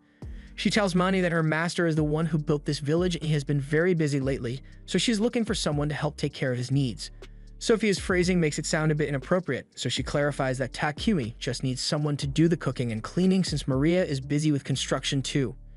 She invites Manny to meet with Takumi, so a little while later they gather in Takumi's house to discuss the details. Takumi tells her that as long as she's okay with it, he would like to ask her to help take care of them. Of course, he says he will pay her a fair wage, but Manny remembers everything that happened at the old village and how she vowed never to trust another noble again. She declines Takumi's offer and tells him that she simply doesn't trust him. Things may look good now, but she is sure that sooner or later Takumi will cause the villagers to experience great despair, just like the other nobles did. Maria tries to convince Mani that Takumi isn't like that, but if Mani doesn't want to take the job, Takumi doesn't intend to bother her any longer. Mani then leaves Takumi's room, and as she is walking away, she thinks to herself that she might have messed up by speaking to Takumi like that. Regardless of whether he is trustworthy or not, he did build this village, so now that she has disrespected him, there's no way he would allow her to stay in his village, so she starts leaving. However, as she heads out into the forest, she encounters a massive horde of monsters, so she's starting to regret her choice to leave the village. Back in the village, Maple tells Takumi that she senses a huge horde of monsters approaching the village, and there are a lot of them. The villagers hear about the monsters and start getting worried that they are going to die here, but Takumi refuses to let that happen. He approaches the Knight Captain and tells him to raise all the drawbridges so none of the monsters can get into the city. From what Maple told him, there aren't any flying monsters nearby, so the villagers should be safe inside while Takumi and the others deal with the monsters. Meanwhile, outside, Manny is sprinting back to the city to get away from the monster, but to her dismay, she sees that they have already raised the drawbridge, so there's no way for her to get to safety now. The villagers inside realize that they haven't seen Manny in a while, and now that they mention it, the Knight Captain recalls seeing Manny leave the city gates a while ago, so it's possible she might still be outside, and if that's the case, then she's in serious danger. Takumi refuses to let any of the villagers get hurt, so he vows to bring her back safely and flies over the walls on Titan. Manny has just been cornered by two bush wolves, and there's no way she can outrun them, so she accepts her fate and resigns herself to dying here. But before the wolves could get to her, Takumi managed to swoop in and save her at the last second. He then gets her to safety and slashes the two wolves in half, so he tells Manny she can relax now. Manny is still worried and tells Takumi that there are a lot more wolves in the area, but Takumi tells her that shouldn't be a problem since his friends are taking care of it. And sure enough, Sophia and the others soon return to tell Takumi that they killed all the monsters in the area, so there's no need to worry. He was serious when he said he wouldn't let anything hurt the villagers living here. Manny now realizes she was horribly wrong about Takumi. He is nothing like the other nobles she has met, so she apologizes to him for her rude behavior before and asks if he would still be willing to hire her as his maid. Takumi smiles and says he would love to have her, and everyone else welcomes her to the team. After the Knight Captain returns to Bolton, he informs Godwin of the work Takumi did, and Godwin is greatly pleased, but wonders if that city will really be good enough to serve as a wedge in their conflict with Sidonia. Over in Sidonia, the king receives a report that a fortress with sturdy walls has been erected in the undeveloped land near Barcula. The king is surprised to hear that someone managed to build a fortress there so quickly, and he is even more surprised to learn that this was the work of the same alchemist that has been causing problems for Sidonia. The king is greatly irritated, but Elizabeth shows up and tells him that there's no need to worry, because they will soon make Barcula regret going against them. The summoning circle they found has finally gathered enough mana, so they can now summon the heroes. As the summoning is carried out, an expansive wave of mana washes over the entire land all the way up to the village where Takumi and the others are having lunch. They sense some very unpleasant mana wash over them, so they all feel like something bad just happened. And this reminds Takumi of the fact that it has been 1 year since he arrived here.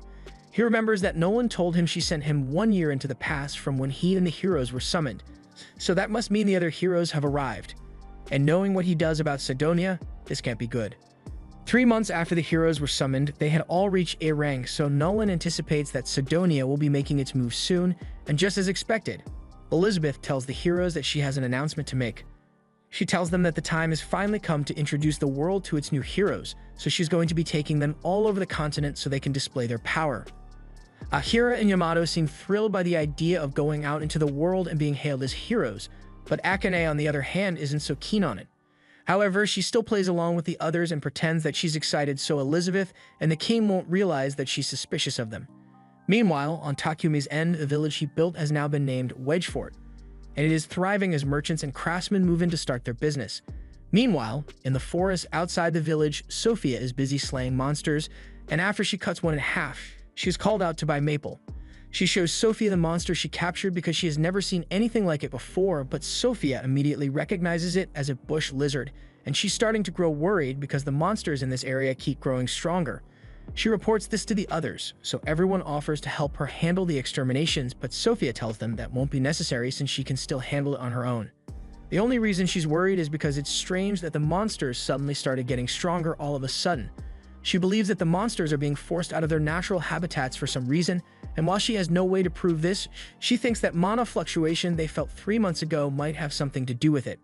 After all, if it was strong enough to get their attention, then it must have had some sort of effect on the monsters in the area as well.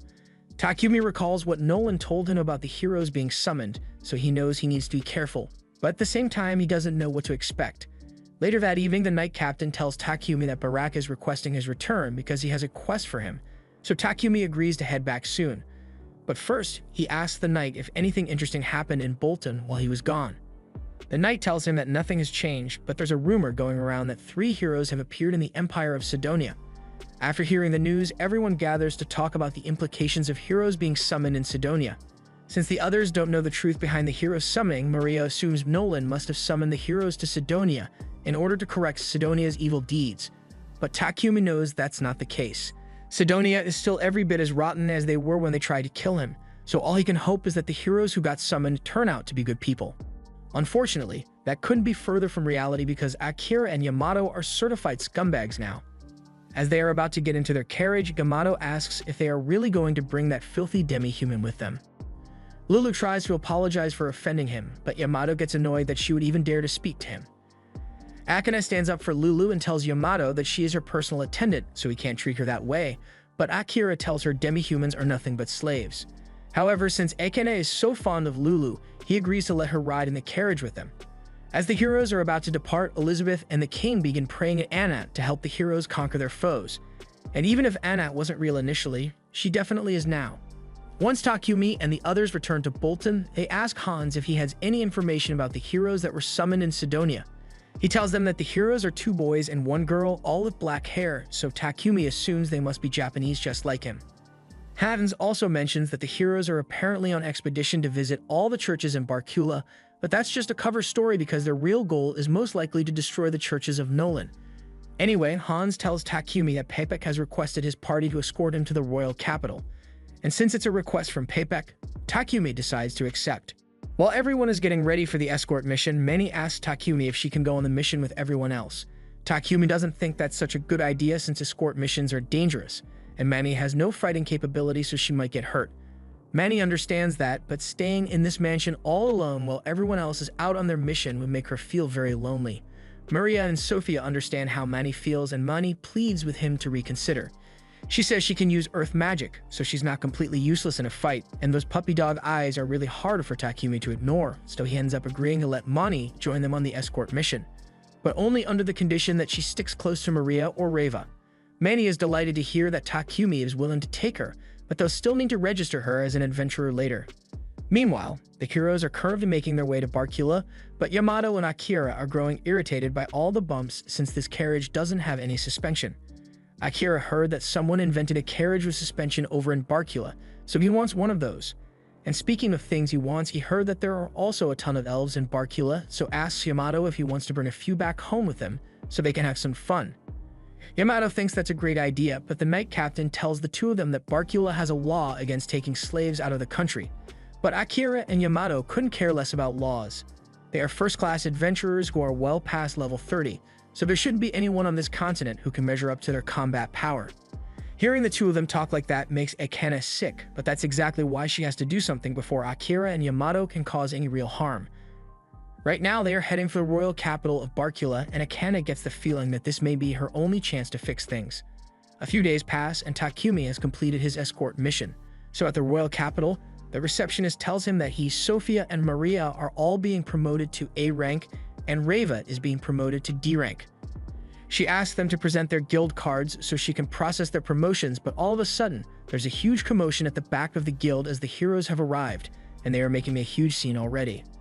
Akira demands that everyone in the guild clear out so he can get to the front, and when one of the guild patrons tries to talk to him, he gut punches the guy for no reason.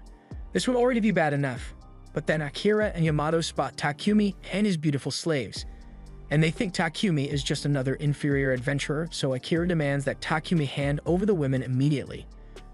Takumi obviously doesn't listen to him, and he's getting pretty annoyed by their rudeness, but he would still like to avoid fighting as much as possible, so he gives them a chance. He tells them to just leave him alone, but Akira has got too much self-importance for that, so he draws his sword and lunges at Takumi with killing intent. Takumi effortlessly dodges while using his alchemy to destroy Akira's sword, and when Yamato tries to attack him, he just flips him onto the ground like a child. Akane is amazed that someone was able to defeat those two so easily, and Akira is absolutely devastated by the loss, especially since his sword was destroyed, so he tells Takumi he's going to regret this. In response, Takumi tells Akira that he's in no position to be making threats because, for one, he just got his ass handed to him, and two, drawing your sword in the guild is a major offense, so he's going to get in a lot of trouble. Akira realizes Takumi is right, but he's still holding a grudge, so he swears he will get his revenge on Takumi eventually.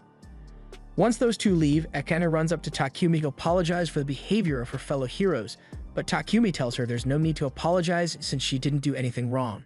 She introduces herself to Takumi, and her intuition is telling her that Takumi is the person she's been looking for, but before she could say anything, Lulu comes over to tell Akane that it's time to leave. Takumi can tell that Akane had something she wanted to talk about, so he leans in and tells her that he will be waiting at the Lakeside Hotel tonight. Later that evening, Takumi tells the girls about his encounter with the heroes, but those two don't even deserve to be called heroes with the way they act. However, the girl that was with them seemed like a decent person, which is why Takumi told her to come meet him at this hotel. But now that he thinks about it, that might not have been such a good idea, because how exactly is Akane going to sneak away from her Sidonian escorts without being noticed? Evidently, Akane did get noticed, so now she's on the run from the Sidonian guards with Lulu so she can talk to Takumi. The guards are starting to close in on her, but all of a sudden, Sophia appears and knocks out one of the guards, while Maple drags the other one away. Sophia later brings Akane to the hotel where she meets with Takumi. No one followed them here, so they won't have to worry about the Sidonian guards for a while, and Akane wants to get straight to the point, so she asks Takumi if he happens to be Japanese. Takumi tries to avoid the question since he can't risk the information being leaked to Sidonia, but Akane swears that she won't tell anyone. Takumi thinks Akane can be trusted, so he tells her that he is indeed Japanese and the reason he is here is related to the heroes being summoned. Takumi's party members are confused because this is the first time they heard Takumi mention anything like this, but there's no point in keeping this a secret any longer, so he decides to just reveal the truth. Before he starts explaining, Takumi asks everyone to promise to keep this a secret no matter what. And after they all agree, he explains everything that happened before he was brought to this world. He expected them to think he was lying, but the girls actually don't find it hard to believe that Takumi is from the same world as the heroes and is acting on behalf of Nolan. From everything Takumi has told them, it is pretty clear that Sidonia is the bad guy here, and the fact that they have the heroes poses a real problem.